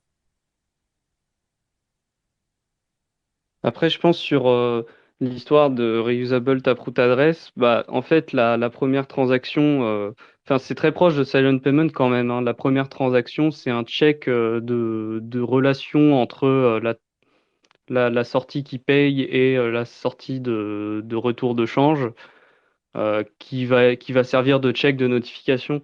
En fait, un point qu'on a soulevé, je pense, c'est que l'avantage de la transaction de notification à la BIP 47, c'est que c'est très pratique parce que vérifier une adresse statique, c'est très facile, ou vérifier un ensemble d'adresses, c'est très facile, alors que de faire un Diffie-Hellman à chaque transaction, forcément, en fait, on peut pas le faire à l'avance. On est obligé de le faire in situ, quoi. On est obligé de le faire au moment où on veut checker qu'on a des fonds, quoi. Et donc ça rend aussi tout un poil plus compliqué, quoi. Mais bon, Alors, enfin, je passe du tout au tout, mais je viens de penser à un autre inconvénient de Silent Payments qu'on n'a pas évoqué par rapport à BIP47. On a parlé tout à l'heure sur le BIP47 de la possibilité de faire un lien entre l'envoyeur et le destinataire si jamais les fonds utilisés en input de la transaction de notification sont reliés à la personne, s'ils sont KYC, tout ça. Donc là, on peut dire, OK, Alice, elle va faire une transaction avec Bob, mais on ne pourra pas voir la transaction si, évidemment, les fonds de la transaction ne sont pas associés également à Alice ou s'il n'y a pas de lien avec son adresse de notification. Sur le silent payment, si les fonds utilisés à la base du paiement sont liés à l'identité, on peut faire directement un lien, non seulement dire telle personne fait une transaction avec telle personne, mais on peut aussi voir le montant de la transaction qui est en jeu. alors là, non, ça c'est faux par contre, parce que en fait, comme c'est fait via un Diffie-Hellman, le seul moyen de savoir que c'est une transaction de notification, c'est d'avoir la clé privée qui correspond au code de paiement de celui qui reçoit l'argent. En fait, le lien entre l'input et l'output ne peut être découvert que par la personne qui est concernée. Donc, du coup, Oui, donc, tu peux pas faire d'analyse de chaîne pour voir qu'il y a quelqu'un qui est en train de payer quelqu'un d'autre avec son code de paiement. Tu peux pas le savoir, en fait. Après, s'il y a des liens entre enfin, si tu parles effectivement d'avoir des liens où tu as des inputs KYC qui sont utilisés, bon bah oui, le KYC va se transmettre, mais ça, c'est pas une feature c'est pas spécifique à Silent Payment. Si tu fais un paiement à la BIP 47 post-transaction de notification, tu auras le même problème en fait. bien sûr, Quand c'est ce que je disais. voilà, Mais je voilà. ne comprends pas bien ce que tu me dis par contre sur Silent Payment parce qu'il y a bien un output qui est un output de paiement directement. Oui, mais l'adresse Voilà. qui correspond à cet output, elle est déduite, elle est soit déduite du code de paiement et de l'adresse d'une clé publique qui est utilisée en entrée de la transaction, mais sans la clé privée associée au code de paiement, c'est impossible de faire le lien. Mais le lien. Ok, Enfin, je vois ce que tu dis. Ok. tu verras Donc en effectivement fait, une transaction entre les adresses, mais donc en fait, le flux d'informations est coupé côté envoyeur, c'est ça? Côté receveur, pardon. Côté receveur. ouais, c'est que comme c'est pas une adresse du receveur initialement et qu'elle est dérivée Ok. à partir des entrées, si t'as pas Ok. le code, voilà, c'est juste que le Je comprends. receveur, quand il va faire le check du Diffie-Hellman, quand il va faire ça avec sa clé privée, et justement que ça c'est un point soulevé par Laurence, c'est que pour faire le check, il faut avoir accès à sa clé privée. Mais quand il va faire le check, il va découvrir que c'est une adresse qu'il paye en même temps qu'il fait le check. Donc si t'es pas en capacité de faire le check parce que t'as pas la clé privée du code de paiement, bah tu verras Ok, rien, je hein. Tu comprends. verras juste Ouais. quelqu'un qui transfère de Donc je l'argent dis des entre des bêtises. adresses. Ok, donc c'était Voilà. faux ce que j'ai dit. Ok, très bien, j'ai compris. Voilà. Voilà, je sais pas s'il y a encore des choses à dire. Lounès, qu'est-ce qu'on fait? Il y a personne qui veut poser des questions? Moi, s'il n'y a pas de questions, on va pouvoir clôturer là. C'était un bon space, hein. Je pense que c'était déjà bien. Là, il y a beaucoup à digérer. Ouais, c'était pas Ouais, on mal. a bien discuté. Je suis plus convaincu par le 47 qu'avant. Ah, Ouais, super, pareil. très bien. Au plus grand plaisir de Loïc. Je suis pas Non, mais forcément c'est moins vrai, convaincu par je suis les sûr, technologies par contre. va y avoir des solutions. Mais Soroban, en tout cas, c'est Noster, Oui, vraiment il va y avoir des intéressant trucs. parce que il y a vraiment des potentiels, quoi. C'est ce que disait Laurent aussi. Il y a il y a des réflexions qui sont très intéressantes sur comment notifier de manière un petit peu originale par rapport à la transaction de notification. Maintenant, bon, bah voilà, hein, mais c'est super intéressant, hein. C'est vraiment, il y a des super trucs, hein, mais potentiellement faisables. Alors, c'est vrai qu'il faudrait regarder pour faire. C'est ce que tu m'expliquais, Panta, utiliser le même système que les Silent Payments pour faire les transactions, mais en fait rajouter un output pour communiquer le code de l'envoyeur, quoi. Ouais, soit rajouter un output soit un up return, soit effectivement Ouais, tweaker une clé de change, des choses de ce type-là, ouais. ouais, mais Peut-être Alors, qu'il y ouais, a mais quelque ça chose à résout faire. pas le backup. même un up return, mais t'as pas. Ça ajoute un Alors, moment. Loïc, pour l'histoire des backups, vraiment, je pense que là aussi, il faut que tu regardes en détail, mais tu peux effectivement Mais faire des backups avec Silent Payment, il n'y a pas de souci. C'est juste que le problème, pourquoi c'est ça, le rescan pour ça. pourquoi ça, Ouais, c'était ça, ce que je veux c'est pas dire. oui, Non, il y a juste bien un le backup. rescan, mais bon, c'est pas. Ouais, il y a le Oui, rescan qui est chiant, quoi. oui, bah Voilà, c'est dans pas le non cas de plus énorme, quoi. BIP47, dans le cas de BIP47, le rescan, en fait, se fait indirectement par le fait qu'on peut indexer les transactions à une adresse à l'avance. Et donc, du coup, en fait, c'est pas vraiment une question de backup, c'est plus une question d'utilisation par des clients légers, ce que tu dis, en fait, Loïc, je pense. Ouais, c'est ça, Oui, exactement. c'est plutôt ça. Oui. Ouais. Et là, effectivement, Faudrait. rien ne sauvera Silent Payment pour le moment, j'ai l'impression. Donc, voilà. Après, il faudra peut-être, tu vois, Oh non, rajouter c'est une sûr. surcouche protocolaire il faudra rajouter une surcouche protocolaire pour les clients légers si on veut qu'ils supportent, en fait, les Silent Payment ou des trucs de notification de ce genre-là, tu vois.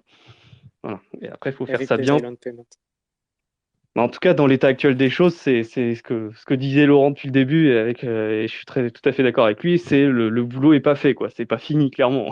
C'est, pour que ce soit adoptable, c'est pas fait, quoi.